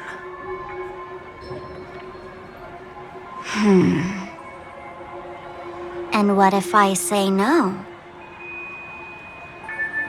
Then I'll thank you. Oh, the word no has never sounded so pleasing. Well done. I admit I underestimated you, but what difference would it make?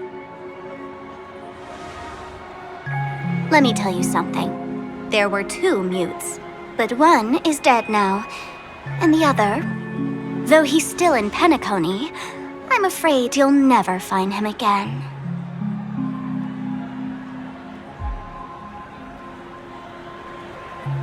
Now I'm completely sure that I was on the right track from the beginning and never strayed, fool. Right now, there are only 2 things missing from my grasp: the meaning behind the truth and the means to expose it. How impressive. That's quite a fancy way of saying I haven't learned anything so far. Not exactly. I've gathered enough clues to prove its existence, and that's enough for me. As for the answers to my questions, I'll find them within 16 system hours. Oh, really? Only 16 system hours? Well, let me lend you a hand. Here you go. This is my precious, mutually assured destruction button, and I have one just like it. When either of us presses it, the other and the whole of Penacony will go up in smoke. If you're really so desperate for the IPC to take over Penacony, blowing up the chessboard isn't a bad idea. Start from scratch.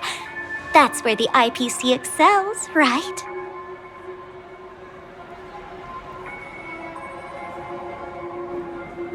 Just press the button when you're at your wit's end. And of course, feel free to reach out to me for my hospice care too. Oh, deadly button, huh? Well, I guess the family didn't take your threat seriously at all. Otherwise, how on earth did you manage to bring it in here? I have my own ways. That's all you need to know. Well, I'm afraid I'll have to decline your offer. Who knows if your little gadget will actually work. By the way, I have no plans to search for the other mute friend you speak of, but it's good to hear that he's still here in Penacony. I'll handle the rest myself. I'll orchestrate a grand finale for the downfall of the family. And at the climax, the walls will crumble, people will wake up, and those who couldn't speak will find their voices again.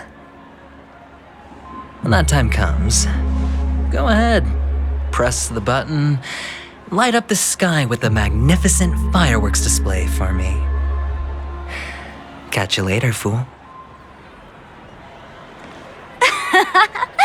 You're still talking big, but sure, if that happens, I'll stay true to my word. Just don't let me down now, okay?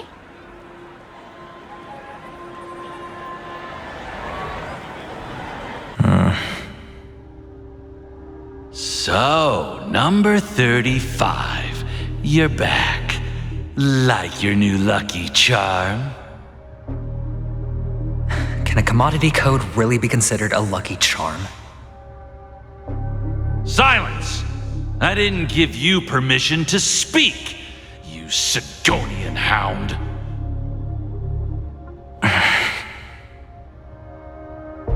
The guys in black didn't say much, so I've no idea what you did to save your skin in that massacre back in the day. But I figured you must have had good luck, so I bought you.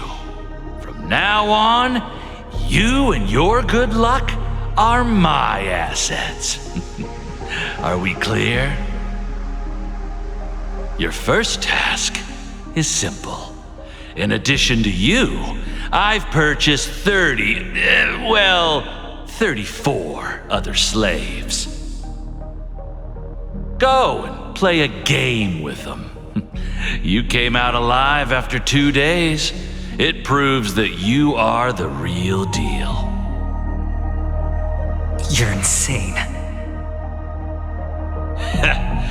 Testing out if you're a good product.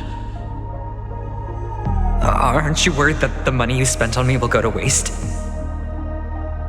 I've got stacks on stacks, Blondie. The slave market is never short of self-righteous brats like you. But you look good, and that's why many customers are betting their fortunes on a scrawny brat like you. So go along now and don't let your master down.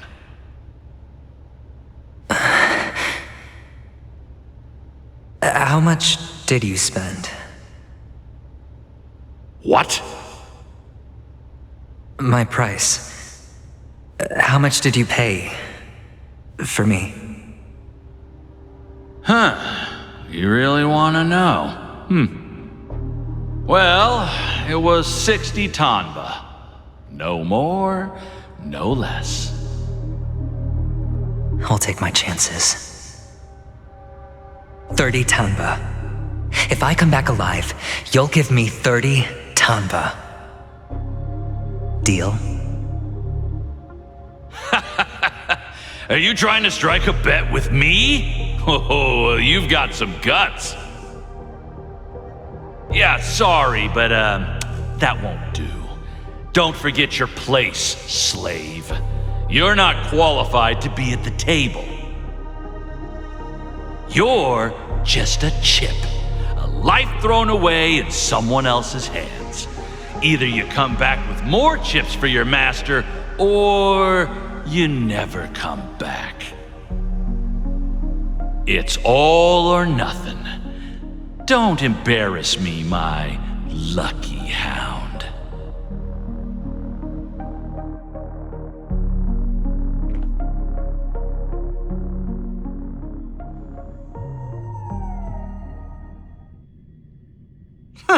What brings you here, Gallagher?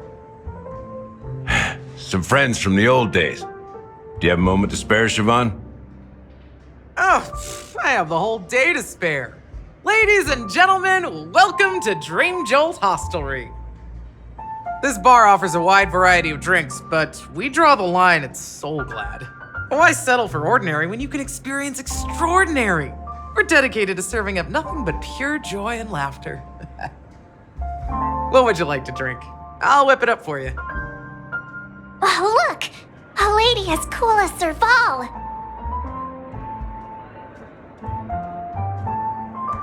Who's Serval? Will you, introduce me to her? Huh? Oops. She's heard us. Just spare them, my esteemed bartender. I'll take over the bar today. I'm getting up there in age, and I need some practice before I forget the skills that used to put food on my table. Where did you stash the ingredients? They're all under the counter. Since our guests have traveled from afar, shouldn't you whip up some special drinks? That's exactly what I had in mind. Hey, my friends, do me a favor. Go around the bar and bring me any ingredients you fancy. The discussion might take quite some time, so I'll prepare some customized, non-alcoholic drinks for you. In the bar? But aren't all the ingredients right there on the counter? Why, we're in a dream, my lovely lady. You can help yourself to anything if you wish for it. Comfort, hunger, confusion, or even boredom. It's all within reach, right at your fingertips. Oh, did you hear that? She just called me my lovely lady. Even in reality, mixing drinks is more than just throwing ingredients together. A bartender needs to capture the bar's atmosphere, master technique, and spin a tale of mystery and anticipation. Only then can a perfect drink crafted with a customer's life story be created. In other words, what you get from your drink is down to luck, so don't overthink it. Indecisiveness has no place when it comes to enjoyment.